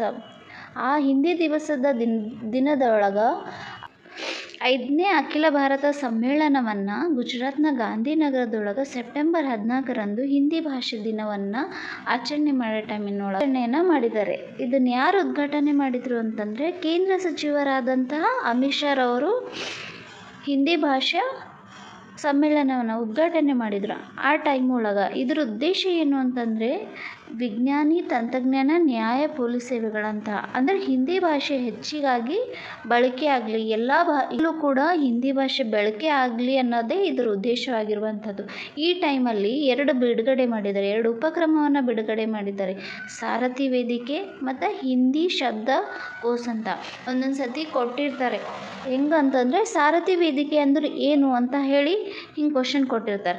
ಆಮೇಲೆ ಹಿಂದಿ ಶಬ್ದಕೋಶ ಅಂತಂದ್ರೆ ಏನು ಅಂತ ಹೇಳಿ ಒಂದು ಸತಿ ಕ್ವಶನ್ಸ್ ಕೇಳ್ತಿರ್ತಾನೆ. ಸೊ ಸಾರಥಿ ವೇದಿಕೆ ಅಂತಂದರೆ ಹಿಂದಿ ಒಳಗೆ ಎಷ್ಟು ಮಾನ್ಯತೆ ಪಡೆದಿರುವಂಥ ಇದಾವಲ್ಲ ಅದನ್ನು ಯಾವುದೇ ಭಾಷೆಗೆ ಅನುವಾದವಾಗಲಿ ಭಾರತೀಯ ಭಾಷೆಗೆ ಟ್ರಾನ್ಸ್ಲೇಟ್ ಆಗಲಿ ಅನ್ನೋದೇ ಸಾರಥಿ ವೇದಿಕೆ ಅಂತ. ಹಿಂದಿ ಶಬ್ದಕೋಶ ಅಂತಂದರೆ ಹಿಂದಿ ಪರಿಭಾಷೆಯನ್ನು ಜಾಸ್ತಿ ಹೆಚ್ಚಿಗೆ ಮಾಡೋ ಸಲುವಾಗಿ ಅದಕ್ಕೆ ಡಿಜಿಟಲ್ ಎನ್ಸೈಕ್ಲೋಪೀಡಿಯಾ ಕೂಡ ಮಾಡಿದ್ದಾರೆ. ಇಲ್ಲಿ ಏನೂ ತಿಳ್ಕೊಳ್ಬೇಕಾಗಿಲ್ಲ. ಹಿಂದಿ ಭಾಷೆಯನ್ನು ಯಾವಾಗ ಆಚರಣೆ ಮಾಡ್ತಾರೆ ಅಂದರೆ ಸೆಪ್ಟೆಂಬರ್ 14ಕ್ಕೆ ಹಿಂದಿ ಭಾಷೆ ಮಾಡ್ತಾರೆ. ಆಮೇಲೆ ಸಾರಥಿ ವೇದಿಕೆ ಮತ್ತು ಹಿಂದಿ ಶಬ್ದ ಸಿಂಧು ಕೋಶ ಅಂದರೆ ಏನು ಅಂಥೇಳಿ ಇದನ್ನ ನೆನ್ಪಿಟ್ಕೊಳ್ಳಿ. ಟಾಪಿಕ್ ಬಂದುಬಿಟ್ಟು ದೇಶದ ಮೊದಲ ಬುಲೆಟ್ ಟ್ರೈನು ಯಾವಾಗ ಸ್ಟಾರ್ಟ್ ಮಾಡೋರಿದ್ದಾರೆ ಅಂತಂದರೆ 2027ರಲ್ಲಿ ಮಾಡೋರಿದ್ದಾರೆ. ಬಟ್ 2028ಕ್ಕೆ ಚಾಲನೆ ಮಾಡಲಾಗಿದೆ. ಇದು ಎಲ್ಲಿಂದ ಎಲ್ಲಿವರೆಗೆ ಅಂತಂದರೆ ಮುಂಬೈ ಟು ಅಹಮದಾಬಾದ್ ನಡುವೆ ಇದು ರೈಲು ಸಂಚಾರ ಚಾಲನೆ ಆಗಲಿರುವಂಥದ್ದು. 2028ಕ್ಕೆ ಇದು ಬರ್ತದ್ದು ಮತ್ತು 2027ಕ್ಕೆ ಚಾಲನೆ ಕೊಡುವಂಥದ್ದು. ಬಂದುಬಿಟ್ಟು ಮಣಿಪುರಕ್ಕೆ ಮೋದಿಯವರು ಭೇಟಿ ನೀಡಿದ್ದಾರೆ. 2 ದಿನಗಳ ಕಾಲ ಮಣಿಪುರಕ್ಕೆ ಭೇಟಿ ನೀಡಿದರು. ಇಲ್ಲಿ ಏನು ಇಂಪಾರ್ಟೆಂಟ್ ಕೇಳ್ತಾರೆ ಅಂತಂದರೆ ಮಣಿಪುರದಲ್ಲಿ ವಾಸಿಸುವಂತಹ ವಿಶಿಷ್ಟವಾದ ಸಮುದಾಯ ಯಾವುದು ಅಂತಂದರೆ ಕುಕಿ ಸಮುದಾಯ ಮತ್ತು ಮೈತಿಯ ಸಮುದಾಯಗಳು ಇಲ್ಲಿ ವಾಸ ಮಾಡ್ತವೆ. ಕುಕಿ ಸಮುದಾಯ ಬೆಟ್ಟಗುಡ್ಡಗಳಿಂದ ಆವೃತ ಚೂರಾಕುಂದಪುರದಲ್ಲಿ ಮೋದಿಯವರಿಗೆ ಸಭೆಯನ್ನು ನಡೆಸಿದರು. ಮತ್ತು ಮೈತಿಯವರು ಬಯಲು ಪ್ರದೇಶಗಳಲ್ಲಿ ಇಂಫಾಲದೊಳಗೆ ಮಾತಾಡೋಕ್ಕೆ ಇದು ಮಾಡಿದರು. ಇಲ್ಲಿ ಏನಿಲ್ಲ, ಮಣಿಪುರದಲ್ಲಿ ಇರುವಂತಹ ಸಮುದಾಯಗಳು ಇಂಪಾರ್ಟೆಂಟ್ ಸಮುದಾಯಗಳು ಅಂದರೆ ಕೂಕಿ ಮತ್ತು ಮೈತಿಯ ಸಮುದಾಯಗಳು. ಇಲ್ಲಿ ಕೆಳಗಡೆನೂ ಕೊಟ್ಟಿದ್ದಾನೆ ನೋಡಿ. ಕೂಕಿ ಮತ್ತು ಮೈತಿಯ ಸಮುದಾಯಗಳು ಮಣಿಪುರದಲ್ಲಿ ಬುಡಕಟ್ಟು ಜನಾಂಗ ಇದ್ದಾರೆ ಮಣಿಪುರದೊಳಗೆ. ಆ ಸಮುದಾಯಗಳ ಹೆಸರೇ ಕೂಕಿ ಮತ್ತು ಮೈತಿಯ ಸಮುದಾಯದವರಿದ್ದಾರೆ. ಅಲ್ಲಿ ಈ ಭೇಟಿ ನೀಡಿದ್ದಾರೆ ಮೋದಿಯವರು ಅಂತಂದರೆ ಅಲ್ಲಿರುವಂತಹ ಸಮುದಾಯಗಳ ಬಗ್ಗೆ ಒಂದ್ಸರಿ ನೋಟ್ ಮಾಡ್ಕೊಳ್ಳಿ ಸ್ನೇಹಿತರೆ. ನಂತರ ಬಂದುಬಿಟ್ಟು BJP ವಿಶ್ವದಲ್ಲೇ ಅತಿ ದೊಡ್ಡ ಪಕ್ಷ ಆಗಿದೆ ಅಂಥೇಳಿ. ಜಸ್ಟ್ ಪೊಲಿಟಿಕಲ್ ಪಾರ್ಟಿ ಯಾವುದು ಅಂತ ಕ್ವಶನ್ಸ್ ಕೇಳಿದರೆ ಅದು BJP. 14 ಕೋಟಿ ಸದಸ್ಯರನ್ನು ಹೊಂದಿದೆ. 13 ರಾಜ್ಯಗಳಲ್ಲಿ ಅವ್ರದ್ದೇ ಆದಂಥ ಸರ್ಕಾರವಿರುವಂಥದ್ದು. ಸೊ ಇಲ್ಲಿ ನೋಡ್ಕೊಳ್ಳಿ, ಕೆಳಗಡೆನೂ ಕೊಟ್ಟಿದ್ದು ಮಣಿಪುರ ರಾಜ್ಯದಲ್ಲಿ ಇರುವಂತಹ ಪ್ರಮುಖ ಸಮುದಾಯಗಳು ಯಾವುವು ಅಂತಂದರೆ ಕೂಕಿ ಮತ್ತು ಮೈತಿಯ ಸಮುದಾಯಗಳು. ನೋಡಿ ಸ್ನೇಹಿತರೆ, ನಂತರ ಏನು ಅಂತಂದರೆ ಪ್ರಾಜೆಕ್ಟ್ ಚೀತಾ ನಮಗೆಲ್ಲರಿಗೂ ಗೊತ್ತಿರುವಂಥದ್ದು. ಆ ಪ್ರಾಜೆಕ್ಟ್ ಚೀತಾದೊಳಗೆ ಏನು ಮಾಡ್ಲತ್ತಾರ ಅಂತಂದ್ರೆ ಬೋಟ್ಸ್ವಾನಾದಿಂದ ಚೀತಾಗಳನ್ನು ಭಾರತಕ್ಕೆ ತರ್ತಿದ್ದಾರೆ. 2025 ಡಿಸೆಂಬರ್ 8ರಿಂದ 10 ಚೀತಾಗಳನ್ನು ತರಲು ಸಿದ್ಧತೆ ಮಾಡಿಕೊಂಡು ಇವಾಗ ಸದ್ಯಕ್ಕೆ ನಮ್ಮ ಭಾರತದೊಳಗೆ ಎಷ್ಟು ಚೀತಾ ಇದ್ದಾವೆ ಅಂತಂದರೆ 27 ಚೀತಾಗಳಿದ್ದಾವೆ. ಪ್ರಾಜೆಕ್ಟ್ ಚೀತಾ ಅಂತ ಚೀತಾಕ್ಕೆ ಸಂಬಂಧಪಟ್ಟಿರುವಂಥದ್ದು ಬೋಟ್ಸ್ವಾನಾದಿಂದ ಭಾರತಕ್ಕೆ ಚೀತಾಗಳನ್ನು ತರ್ತಿರುವಂಥದ್ದು. ಅದಕ್ಕೆ ಬಿಟ್ಟು ಏನೂ ಇಲ್ಲ ಇಲ್ಲಿ. ನಂತರ ಸುಪ್ರೀಂ ಕೋರ್ಟ್ SITಯಿಂದ ವಂತಾರಕ್ಕೆ ಕ್ಲೀನ್ ಚಿಟ್ ಕೊಟ್ಟಿದೆ. ಅಂದರೆ ಇಲ್ಲಿ ನಾವು ತಿಳ್ಕೊಬೇಕಾಗಿರೋದಂದರೆ ವಂತಾರ ಅಂತಂದರೆ ಏನು? ವಂತಾರ ಅಂತಂದರೆ ದೇಶದ ಮೊದಲ ಖಾಸಗಿ ವನ್ಯಜೀವಿ ರಕ್ಷಣೆ ಮತ್ತು ಪುನರ್ವಸತಿ ಕೇಂದ್ರ ಯಾವುದು ಅಂತಂದರೆ ಅದು ವಂತಾರ ಆಗಿದ್ದು, ಅದು ಎಲ್ಲದ ಅಂತಂದರೆ ಗುಜರಾತ್ನ ಜಾಮ್ನಗರದಲ್ಲಿ. ಇದನ್ನು ಫಸ್ಟ್ ಟೈಮ್ ಖಾಸಗಿ ವನ್ಯಜೀವಿ ರಕ್ಷಣೆ ಮತ್ತು ಪುನರ್ವಸತಿ ಕೇಂದ್ರವನ್ನು ಮಾಡಿದ್ದಾರೆ. ಇದ್ರೊಳಗೆ ಏನಾಗಿದೆ ಅಂತಂದರೆ ಇಲ್ಲಿ SIT ಬಗ್ಗೆ ತಿಳ್ಕೊಳ್ಳೋ ಅವಶ್ಯಕತೆ ಇಲ್ಲ. ಇಲ್ಲಿ ಏನಾಗಿದೆ ಅಂತಂದರೆ ಇಲ್ಲಿ ಕೊಟ್ಟಿದ್ದಾರೆ. ಈ ಪ್ರಕರಣ ಏನು ಅಂತಂದರೆ ಎಲ್ಲೆಂಡೋ ಆಗಿದೆ ಅಂತಂದರೆ ಎಲ್ಲೆಂಡೋ ಇಲ್ಲಿ ಫಾಲೋ ಮಾಡ್ತಿಲ್ಲ ಅಂಥೇಳಿ ಕಂಪ್ಲೇಂಟನ್ನು ಮಾಡಿದ್ದಾರೆ. ಸೊ ಇವರು ಏನು ಮಾಡಿದ್ದಾರೆ ಅಂತಂದರೆ ವಂತಾರದೊಳಗೆ SIT ಅವರು ಇಲ್ಲಿ ಯಾವುದೇ ಕಾನೂನು ಬಾಹಿರ ಚಟುವಟಿಕೆ ಆಗ್ತಿಲ್ಲ. ವನ್ಯಜೀವಿ ರಕ್ಷಣಾ ಕಾಯ್ದೆ 1972 ಇದು ನೆನ್ಪಿಟ್ಕೋ. ವನ್ಯಜೀವಿ ಸಂರಕ್ಷಣಾ ಕಾಯ್ದೆ 1972ರಲ್ಲಿ ಅದ್ರ ಪ್ರಕಾರನೇ ಮಾರ್ಗಸೂಚಿಗಳನ್ನೇ ಪಾಲಿಸ್ತಿದ್ದಾರೆ ಅಂಥೇಳಿ SIT ಕ್ಲೀನ್ ಚೀಟ್ ಆಗಿ ಕೊಟ್ಟಿದ್ದಾರೆ. ಇದರಲ್ಲಿ ಭಾಗವಹಿಸಿರುವಂತಹ ನ್ಯಾಯಮೂರ್ತಿಗಳು ಯಾರು ಅಂತಂದರೆ ಪಂಕಜ್ ಮಿತ್ತಲ್ ಮತ್ತು PB ವರಾಳೆಯರವರು ಇವರು ಭಾಗವಹಿಸಿದರು. ಅಂತಂದರೆ ಗುಜರಾತ್ನ ಜಾಮ್ನಗರ ದೇಶದ ಮೊದಲ ಖಾಸಗಿ ವನ್ಯಜೀವಿ ರಕ್ಷಣೆ ಮತ್ತು ಪುನರ್ವಸತಿ ಕೇಂದ್ರ ಆಗಿದೆ ನೋಡ್ರಿ. ಕರ್ನಾಟಕದೊಳಗೆ ವಿಷಯ ಅಂತಂದರೆ ವಿಶೇಷ ಸಮಗ್ರ ಪರಿಷ್ಕರಣೆ SIRನ ಪರಿಷ್ಕರಣೆಗೆ ಸಿದ್ಧತೆಯನ್ನು ಮಾಡಿದ್ದಾರೆ. ಇದ್ರ ಉದ್ದೇಶ ಏನು? ಇದು ಅಂದ್ರೆ ಏನು ಅಂತಂದರೆ ಇದು SIR ಅಂದ್ರೆ ಚುನಾವಣೆಗೆ ಸಂಬಂಧಪಟ್ಟಿರುವುದು. ಇಲ್ಲಿ ಏನಾಗ್ಲತ್ತದ ಅಂತಂದ್ರೆ ಇಲ್ಲಿ ಅರ್ಹ ನಾಗರಿಕರು ಅಂದರೆ ಯಾರ್ಯಾರು ಅರ್ಹತೆಯನ್ನು ಹೊಂದಿರುವಂಥ ನಾಗರಿಕರು ಅವರ ಹೆಸರನ್ನು ಮತದಾರರ ಪಟ್ಟಿಯಲ್ಲಿ ಸೇರಿಸ್ಕೊಂಡು ಅವ್ರ ಹರನೇ ಇಲ್ಲ ಅಂಥೇಳಿ ನಮ್ಮೂರೇ ಹರ ಇಲ್ಲ ಅಂತ ಖಚಿತಪಡಿಸ್ಕೊಂಡು ಮತ್ತು ಯಾರ್ಯಾರು ಅನರ್ಹವನ್ನು ಹೊಂದಿದಾರಲ್ಲ ಅವ್ರನ್ನ ತೆಗೆದು ಹಾಕೋದೇ ಅನ್ನೋದೇ SIRನ ಪ್ರಮುಖ ಉದ್ದೇಶ ಅದ. ಇದರಿಂದ ಏನಾಗ್ತದಂದರೆ ಅಕ್ರಮ ವಲಸಿಗರು ಮತ್ತು ಅನಧಿಕೃತವಾಗಿ ಮತದಾರರನ್ನ ಗುರುತಿಸಿ ಮತದಾರ ಪಟ್ಟಿಯಿಂದ ತೆಗೆದುಹಾಕೋದೇ ಇದ್ರ ಇಂಟೆನ್ಷನ್ ಅದ. ಸೊ ಇದು ಕೇಂದ್ರದೊಳಗೆ ಅಳವಡಿಕೆ ಆದಮೇಲೆ ಕರ್ನಾಟಕದೊಳಗೂ ರಾಜ್ಯದೊಳಗೂ ಆರಂಭ ಆಯ್ತದ ಅಂತ ಹೇಳಿ ಕೊಟ್ಟಿದ. ಇದು ಇಲ್ಲಿ ಏನೂ ಇಲ್ಲ. ರಾಜ್ಯ ಚುನಾವಣಾ ಆಯೋಗ ಇವಾಗ ಸಜ್ಜಾಗ್ಯದ ಕರ್ನಾಟಕದೊಳಗೆ ವಿಶೇಷ ಸಮಗ್ರ ಪರಿಷ್ಕರಣೆ ಅಂತೇಳಿ ಕೊಟ್ಟಿದ್ದಾರೆ. ಇದು ಅಂದ್ರೆ ಏನು ಅಂತ ಇಷ್ಟು ನೆನ್ಪಿಟ್ಕೋರಿ. ಇದ್ರದ್ದು ಏನೇನವ ಅಂತ ಹೇಳು ಕೂಡ ನೆನ್ಪಿಟ್ಕೊಳ್ಳಿ ಸ್ನೇಹಿತರೆ. ಮತ್ತು ಬಿಹಾರದೊಳಗೆ ಏನು ಮಾಡ್ಯಾರ ಅಂತಂದರೆ ನಮ್ಮ ಕರ್ನಾಟಕದೊಳಗೆ ಗೃಹಲಕ್ಷ್ಮಿ ಯೋಜನೆ ಹೆಂಗೆ ಮಾಡಿದರೋ ಹಾಗೆ ಬಿಹಾರದೊಳಗೂ ಕೂಡ ಮುಖ್ಯಮಂತ್ರಿ ಮಹಿಳಾ ರೋಜ್ಗಾರ್ ಯೋಜನೆಯನ್ನು ಜಾರಿಗೆ ತಂದಿದ್ದಾರೆ. ಮುಖ್ಯಮಂತ್ರಿ ಮಹಿಳಾ ರೋಜ್ಗಾರ್ ಯೋಜನೆ ಎಲ್ಲಿ ಜಾರಿಗೆ ಬಂದಿದೆ ಅಂತಂದರೆ ಬಿಹಾರದೊಳಗೆ ಜಾರಿಗೆ ಬಂದಿದ್ದಾರೆ. ತಲಾ 10,000 ರೂಪಾಯಿಯನ್ನು ಕೊಡ್ತಿದ್ದಾರೆ ನೋಡಿ. ಇದರ ಉದ್ದೇಶ ಏನು ಅಂತಂದರೆ ಈ ಯೋಜನೆ ಸ್ವಯಂ ಉದ್ಯೋಗವನ್ನು ಪಡೆಯುವ ಮೂಲಕ ತಾನೇ ಇಂಡಿಪೆಂಡೆಂಟ್ ಆಗಿರಬೇಕು ಮತ್ತು ಮಹಿಳಾ ಸಬಲೀಕರಣ ಕೂಡ ಆಗಿರಬೇಕು ಅನ್ನೋದೇ ಇದು ಮುಖ್ಯಮಂತ್ರಿ ಮಹಿಳಾ ರೋಜ್ಗಾರ್ ಯೋಜನೆಯ ಉದ್ದೇಶ ಆಗಿರುವಂಥದ್ದು. ನೂತನ ಆದಾಯ ತೆರಿಗೆ IT ಮಸೂದೆ ಅಂತಲೇ ಕರೀಲತ್ತಾರೆ. ಯಾಕಂತಂದರೆ ಅದು ಡಿಜಿಟಲೈಸ್ಡ್ ಮಾಡಿದ್ದಾರೆ. ಸೊ 1961ರಲ್ಲಿ ತೆರಿಗೆ ಬಂದಿದ್ದು ಅದನ್ನು ರಿನೋವೇಷನ್ ಮಾಡಿ ಇವಾಗ IT ತೆರಿಗೆಯಾಗಿ ಮಾಡಿದ್ದಾರೆ. ಆ IT ತೆರಿಗೆಗೆ ಯಾವಾಗ ಜಾರಿಗೆ ಬಂತು, ಏನೇನು ಬದಲಾವಣೆ ತಂದಿದ್ದಾರೆ ಅಂತ ನೋಡೋಣ. ಇಲ್ಲಿ IT ಮಸೂದೆ ಸಂಸತ್ತಿನಲ್ಲಿ ಅಂಗೀಕಾರ ಮಾಡಿದ್ದು ಆಗಸ್ಟ್ 12ಕ್ಕೆ ಅಂಗೀಕಾರ ಮಾಡಿದ್ದಾರೆ. ಈ ವರ್ಷನೇ ಅಂದರೆ 25 ವರ್ಷದೊಳಗೆ ಆಗಸ್ಟ್ 12ಕ್ಕೆ ಅಂಗೀಕಾರ ಮಾಡಿ ರಾಷ್ಟ್ರಪತಿ ಅಂಕಿತ 21ಕ್ಕೆ ಮಾಡಿದರು.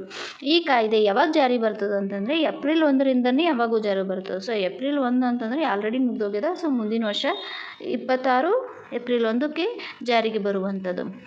ಈ IT ತಿದ್ದುಪಡಿ ಮಾಡಿದ್ದು 1961. ಫಸ್ಟ್ IT ತೆರಿಗೆ ಯಾವುದು ಅಂತಂದರೆ 1961 ತೆರಿಗೆ ನೋಡ್ರ ನೆನ್ಪಿಟ್ಕೊಳ್ಳಿ. ಆವಾಗ ಏನೇನಿತ್ತು, ಏನೇನು ಬದಲಾವಣೆಯನ್ನು ಮಾಡಿದ್ದಾರೆ ಅಂತ ಇಲ್ಲಿ ನೋಡೋಣ. ಇಲ್ಲಿ ನೋಡಿ, ನೂತನವಾಗಿ ಕಾಯ್ದೆಗಳ ಅಂದರೆ ಹಳೆ ಕಾಯ್ದೆ ಒಳಗೆ ಸೆಕ್ಷನ್ಸ್ ಎಷ್ಟಿದ್ದು ಅಂತಂದರೆ ಟೋಟಲಿ ಅದು ಏನು ಮಾಡಿದ್ದಾರೆ ಅಂತಂದರೆ ಸರಳ ಮಾಡಿದ್ದಾರೆ. ಸರಳ ಮೀನ್ಸ್ ಸಿಂಪ್ಲಿಫೈಡ್ ಮಾಡಿದ್ದಾರೆ ಮತ್ತು ಜನರಿಗೆ ಅರ್ಥ ಆಗುವಂಗೆ ಮಾಡಿದ್ದಾರೆ ಮತ್ತು ಕಡಿಮೆ ಪದಗಳನ್ನು ಯೂಸ್ ಮಾಡಿದ್ದಾರೆ ಮತ್ತು ಸೆಕ್ಷನ್ಸ್ ಕಮ್ಮಿ ಮಾಡಿದ್ದಾರೆ. ಸೊ ಇದ್ರದ್ದು ಇಂಪಾರ್ಟೆನ್ಸು ಇಲ್ಲಿ ನೋಡ್ರಿ. ಹಳೇದೊಳಗೆ ಎಷ್ಟು ಸೆಕ್ಷನ್ಸ್ ಇದ್ದು ಅಂತಂದರೆ 819 ಸೆಕ್ಷನ್ಸ್ ಇದ್ದು. ಇವಾಗ ಎಷ್ಟಾಗಿದ್ದಾವೆ ಅಂತಂದರೆ 536 ಸೆಕ್ಷನ್ಸ್ ಇದ್ದಾವೆ. ಮತ್ತು ಹಳೇದೊಳಗೆ ಎಷ್ಟು ಪದಗಳನ್ನು ಇದ್ದು ಅಂತಂದರೆ 5.12 ಲಕ್ಷ ಪದಗಳಿದ್ವು. ಇವಾಗ ಎಷ್ಟು ಆಗಿದ್ದಾವೆ ಅಂತಂದರೆ 2.1 ಮಾತ್ರ ಇದ್ದವು. ಹಳೆಯಲ್ಲಿ ಎಷ್ಟು ಅಧ್ಯಾಯಗಳಿದ್ವು ಅಂತಂದರೆ 47 ಇದ್ದವು. ಇವಾಗ 23 ಅಧ್ಯಾಯಗಳಾಗಿದ್ದವು. ಅದನ್ನೆಲ್ಲ ಇಲ್ಲೂ ಕೊಟ್ಟಿದ್ದಾನೆ ಮತ್ತು ಇಲ್ಲಿ ಸರಳವಾಗಿ ಕೊಟ್ಟಿದ್ದಾನೆ. ಇಲ್ಲಿ ಎರಡು ನೋಟ್ ಮಾಡ್ಕೊಳ್ಳಿ. ಆಮೇಲೆ ಇದು ಸಿಂಪ್ಲಿಫಿಕೇಷನ್ ಆಗೋ ಸಲುವಾಗಿ ಇದು ಆದಾಯ ತೆರಿಗೆಯನ್ನು ಸಿಂಪ್ಲಿಫಿಕೇಷನ್ ಮಾಡಿದ್ದಾರೆ. ನೂತನ ಕಾಯ್ದೆಯಲ್ಲಿ ತೆರಿಗೆ ವರ್ಷ ಎಂಬ ಪರಿಕಲ್ಪನೆ ಕೊಟ್ಟಿದ್ದಾರೆ. ಆ ನೂತನ ವರ್ಷ ಅಂತಂದ್ರೆ ಏನು ಅಂತಂದರೆ ಈ ಕಾಯ್ದೆಯಲ್ಲಿ ಮೌಲ್ಯಮಾಪನ ವರ್ಷ ಮತ್ತು ಹಿಂದಿನ ವರ್ಷದ ಬದಲಿಗೆ ತೆರಿಗೆ ವರ್ಷ ಅಂಥೇಳಿ ಪರಿಕಲ್ಪನೆಯನ್ನು ಕೊಟ್ಟಿದ್ದಾರೆ. ಈ ಡಿಜಿಟಲ್ ಸ್ವತ್ತುಗಳ ವ್ಯಾಖ್ಯಾನ ಏನು ಅಂತಂದರೆ ಟೋಟಲ್ ಎಲ್ಲನೇ ಡಿಜಿಟಲೈಸ್ ಮಾಡೋದು. ಕ್ರಿಪ್ಟೋ ಕರೆನ್ಸಿ ಆಗಲಿ, ಟೋಕನೈಸ್ ಮಾಡಿದಂತಹ ಸ್ವತ್ತುಗಳಾಗಿರಲಿ ಮತ್ತು ವರ್ಚುವಲ್ ಡಿಜಿಟಲ್ ಟೋಟಲಿ ಎಲ್ಲನೂ ಡಿಜಿಟಲೈಸ್ ಮಾಡುವಂಥದ್ದೇ ಡಿಜಿಟಲ್ ಸ್ವತ್ತುಗಳ ವ್ಯಾಖ್ಯಾನ ಅಂತ. ನೂತನ ಆದಾಯ ತೆರಿಗೆ ಒಳಗೆ ಅನುಕೂಲಗಳ ಏನಾಯ್ತದ ಅಂತಂದರೆ ಈಗ ಹೊಸದಾಗಿ IT ತೆರಿಗೆ ಮಾಡಿದಾರಲ್ಲ, ಆ IT ತೆರಿಗೆದು ಏನೇನು ಯೂಸಸ್ ಅಂತಂದರೆ ತೆರಿಗೆದಾರರು ತಡವಾಗಿ IT ಫೈಲಿಂಗ್ ಮಾಡಿದರೂ ಕೂಡ ಅದನ್ನು ರೀಫಂಡ್ ಪಡಿಬೋದು. ಆಮೇಲೆ TDS ಫೈಲಿಂಗ್ ಮಾಡಿದರೂ ಕೂಡ ಯಾವುದೇ ದಂಡ ವಿಧಿಸಲ್ಲ. ಜನ ತೆರಿಗೆ ಪಾವತಿಯಷ್ಟು ಆದಾಯ ಹೊಂದಲ್ಲದೇ ಇದ್ದರೂ ಫಸ್ಟ್ ನಿಲ್ ಸರ್ಟಿಫಿಕೇಟ್ ಕೂಡ ಪಡಿಬೋದು. ಆಮೇಲೆ ಮನೆ ಆಸ್ತಿಯಿಂದ ಸಿಗುವ ಆದಾಯಕ್ಕೆ 30% ಸ್ಟ್ಯಾಂಡರ್ಡ್ ಡಿಟೆಕ್ಷನ್ ನಿಗದಿ ಕೂಡ ಮಾಡಿದ್ದಾರೆ. ಆಮೇಲೆ ಪೇಪರ್ಲೆಸ್ ಡಾಕ್ಯುಮೆಂಟು, ಸರಳ ನಿಯಮಗಳು ಮತ್ತು ಇವುಗಳನ್ನು ವಿಲೇವಾರಿ ಮಾಡುವ ಕಾಯ್ದೆಯನ್ನು ಕೂಡ ಜಾರಿ ತಂದಿದ್ದಾರೆ. ಜನರಿಗೆ ಹೆಲ್ಪ್ ಆಗುವಂಗೆ ಮಾಡಿದ್ದಾರೆ. ಗುಪ್ತದಾನಗಳ ವಿನಾಯಿತಿ ಕೂಡ ಮಾಡಿದ್ದಾರೆ. ಧಾರ್ಮಿಕ ಚಾರಿಟೇಬಲ್ ಟ್ರಸ್ಟ್ಗಳಿಗೆ ಗುಪ್ತದಾನಕ್ಕೆ ಸಂಬಂಧಿಸುವಂಥ ತೆರಿಗೆ ವಿನಾಯಿತಿ ಕೂಡ ಅದು ಮುಂದುವರಿಸ್ಬೋದು ಅಂತ ಹೇಳಿ ಹಳೆ ತೆರಿಗೆ ಒಳಗೆ ಏನಿತ್ತು ಅದೇ ಹೊಸ ತೆರಿಗೆ ಕೂಡ ಅದನ್ನೇ ಮುಂದುವರ್ಸ್ಕೊಂಡು ಬಂದಿದೆ. ಮನೆ ಆಸ್ತಿಗಳ ಆದಾಯ ಮೇಲೆ ಸ್ಟ್ಯಾಂಡರ್ಡ್ ಡಿಡಕ್ಷನ್ ಕೂಡ ಇಟ್ಟಿದ್ದಾರೆ. ಎಷ್ಟು ಅಂತಂದರೆ 30% ಸ್ಟ್ಯಾಂಡರ್ಡ್ ಡಿಡಕ್ಷನ್ ಇಟ್ಟಿದ್ದಾರೆ. ಉದಾಹರಣೆಗೆ ಒಂದು ವರ್ಷದೊಳಗೆ ಒಬ್ಬ ವ್ಯಕ್ತಿ 2 ಲಕ್ಷ ರೂಪಾಯಿ ಬಾಡಿಗೆ ಆದಾಯ ಪಡೆದಿದ್ರೆ 30% ಸ್ಟ್ಯಾಂಡರ್ಡ್ ಡಿಟೆಕ್ಷನ್ ಅಂದರೆ 60,000 ರೂಪಾಯಿ ಆಗ್ತದ ಅಂತೇಳಿ ಕೊಟ್ಟಿದ್ದಾರೆ. ಅದ್ರ ಮನೆ ರಿಪೇರಿ ನಿರ್ವಹಣೆ ಸೇರಿ ಎಲ್ಲ ಕಾರಣ ಕೊಟ್ಟು ಸ್ಟ್ಯಾಂಡರ್ಡ್ ಡಿಟೆಕ್ಷನನ್ನು ನೀಡಲಾಗಿದೆ. ಗೃಹ ಸಾಲದ ಬಡ್ಡಿ ಕೂಡ ಬಾಡಿಗೆ ಆದಾಯದಲ್ಲೇ ಕಳಿಬೋದು ಅಂತೇಳಿ ಕೊಟ್ಟಿದ್ದಾರೆ. ಅಂದರೆ ಆದಾಯ ತೆರಿಗೆ ಬಗ್ಗೆ ಏನಂತಂದರೆ ಇದು ಯಾವ ಪಟ್ಟಿಗೆ ಸೇರ್ಕೋತದ ಅಂಥೇಳಿ ಸರಿ ಕೇಳಿದರೆ ನಮ್ಮಲ್ಲಿ ಎಷ್ಟು ಅದಾವ ಅಂತಂದರೆ 3 ಪಟ್ಟಿಗಳಿದಾವೆ. ಒಂದು ಕೇಂದ್ರ ಪಟ್ಟಿ, ರಾಜ್ಯ ಪಟ್ಟಿ, ಇನ್ನೊಂದು ಸಮವರ್ತಿ ಪಟ್ಟಿ. 3 ಆದಾಯವಿದ್ದಾವೆ. ಇದು ಈ ಆದಾಯ ತೆರಿಗೆನ ನೇರವಾಗಿ ಕೇಂದ್ರ ಸರ್ಕಾರನೇ ವಿಧಿಸ್ತದ, ತಾನೇ ಸಂಗ್ರಹಿಸ್ತದ, ತಾನೇ ಬಳಕೆ ಮಾಡ್ಕೋತದಂದ್ರೆ ಕೇಂದ್ರ ಸರ್ಕಾರನೇ ಮಾಡ್ಕೋತದಂದ್ರೆ ಇದು ಕೇಂದ್ರ ಪಟ್ಟಿಗೆ ಬರುವಂಥದ್ದು. ಇದು ಏನಾಗ್ಯದ ಅಂತಂದ್ರೆ ನೇರ ತೆರಿಗೆ ಆಗ್ಯದ ನೋಡ್ರಿ. ಆಮೇಲೆ ವ್ಯಕ್ತಿ ಆದಾಯದ ಮೇಲೆ ವಿಧಿಸಲ್ಪಡುವಂಥ ತೆರಿಗೆ ಯಾವುದು ಅಂತಂದರೆ ಆದಾಯ ತೆರಿಗೆ ಆಗ್ಯದ ನೋಡಿ. ಇದ್ದಾವೆ. ಇದು ಎಕನಾಮಿಕ್ಸಲ್ಲಿ ಇಂಡೈರೆಕ್ಟ್ಲಿ ಏನಾರ ಕೇಳ್ತಾರೆ, ಸೊ ನೋಟ್ ಮಾಡ್ಕೊಳ್ಳಿ ಸ್ನೇಹಿತರೆ. ಬರೋದೇ ಈ ರೀತಿ ಇಂಡೈರೆಕ್ಟಾಗಿ ಬರ್ತಿರ್ತವೆ, ಸೊ ಚೆನ್ನಾಗಿ ಓದ್ಕೊಳ್ಳಿ. ಕರ್ನಾಟಕದೊಳಗೆ ಕುರಿ ಕಾಯ್ತಾರಲ್ಲ ಸಾಂಪ್ರದಾಯಿಕವಾಗಿ ಅಂತಂದರೆ ಅವರು ಒಂದು ಸ್ವಲ್ಪ ಸೆಡ್ ಹೊಡ್ಕೊಂಡು 800, 500 ಕುರಿಗಳನ್ನು ಒಂದೇ ಕಡೆ ಸೇರಿಸಿ ಅವರು ಕುರಿ ಕಾಯ್ತಿರ್ತಾರೆ. ಅವರಿಗೋಸ್ಕರ ಅವ್ರ ಮೇಲೆ ಏನಾರ ದೌರ್ಜನ್ಯ ಆಯಿತು ಅಂತಂದರೆ ಕಲ್ಯಾಣ ಕಾರ್ಯಕ್ರಮ ಮತ್ತು ದೌರ್ಜನ್ಯ ಮಸೂದೆ ಕಾಯ್ದೆಯನ್ನು 2025 ಕರ್ನಾಟಕ ಸಾಂಪ್ರದಾಯಿಕ ವಲಸೆ ಕುರಿಗಾಯಿ ಅಂತೇಳಿ ಮತ್ತು ಕಾನೂನನ್ನು ಮಾಡಿದ್ದಾರೆ. ಸೊ ಅದು ಕುರಿ ಕಾಯೋರು ಸಲುವಾಗಿ ಮಾಡಿದ್ದಾರೆ. ಅಂತಂದರೆ ಅವ್ರದ್ದು ಮೇಲೆ ಯಾವುದೇ ದೌರ್ಜನ್ಯನ ಆಗಬಾರ್ದು ಅಂತಂದರೆ, ಯಾಕಂತಂದರೆ ದೌರ್ಜನ್ಯ ಆಗ್ತಿರ್ತವೆ. ಸೊ ನಾವು ತುಂಬ ಕಡೆ ಡ್ಯೂಟಿ ಮಾಡೋ ಟೈಮಲ್ಲಿ ಓಡಾಡ್ತಿರ್ತೀವಲ್ಲ, ನಾವು ನೋಡಿದಾಗ ಅವರೆಲ್ಲ ನಮ್ಮ ಹತ್ರ ಕಷ್ಟ ಇದ್ದಾಗ ಇಲ್ಲಿ ತನಕ ಯಾವುದೇ ರೀತಿಯಂತಹ ಕಾನೂನು ಇರಲಿಲ್ಲ. ಸೊ ಫಸ್ಟ್ ಟೈಮ್ ಇದೊಂದು ಒಳ್ಳೆ ಕೆಲಸ ಮಾಡಿದ್ದೆ ಗೌರ್ಮೆಂಟು. ಸೊ ಇವರಿಗೋಸ್ಕರ ಅಂತ ಹೇಳಿ ಉದ್ದೇಶಪೂರ್ವಕವಾಗಿ ಯಾರ್ಯಾರು ಅವರಿಗೆ ಅವಮಾನ ಮಾಡಿ ಮತ್ತು ನಿಂದನೆ ಮಾಡಿದ್ರು ಅಂದರೆ 6ರಿಂದ 5 ವರ್ಷದೊಳಗೆ ಜೈಲು ಶಿಕ್ಷೆ ಅದ ಮತ್ತು 1 ಲಕ್ಷ ರೂಪಾಯಿ ಕೂಡ ದಂಡ ಮಾಡಿದ್ದಾರೆ. 2 ವರ್ಷದೊಳಗಿಂದ ಜೈಲು, 50,000 2 ಅಪರಾಧವನ್ನು ವಿಧಿಸಬಹುದು ಅಂತೇಳಿ ಕೊಟ್ಟಿದೆ. ಯಾರ ಕುರಿ ಕದ್ಕೊಂಡೋದ್ರು 2 ವರ್ಷದಿಂದ 50,000 ರೂಪಾಯಿ ದಂಡ ಮಾಡ್ಬೋದು, ಜೈಲು ಶಿಕ್ಷೆ ಮತ್ತು ದಂಡ 2 ಕೂಡ ವಿಧಿಸ್ಬೋದು.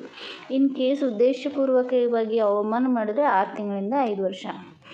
ಸೊ ಯಾವುದೇ ಕಾರಣಕ್ಕೂ ಕುರಿ ಕಾಯೋರನ್ನ ಅವಮಾನ ಮಾಡಬೇಡ್ರಿ ಮತ್ತು ದೌರ್ಜನ್ಯವನ್ನು ಎಸಗಲೇಬಾರ್ರಿ.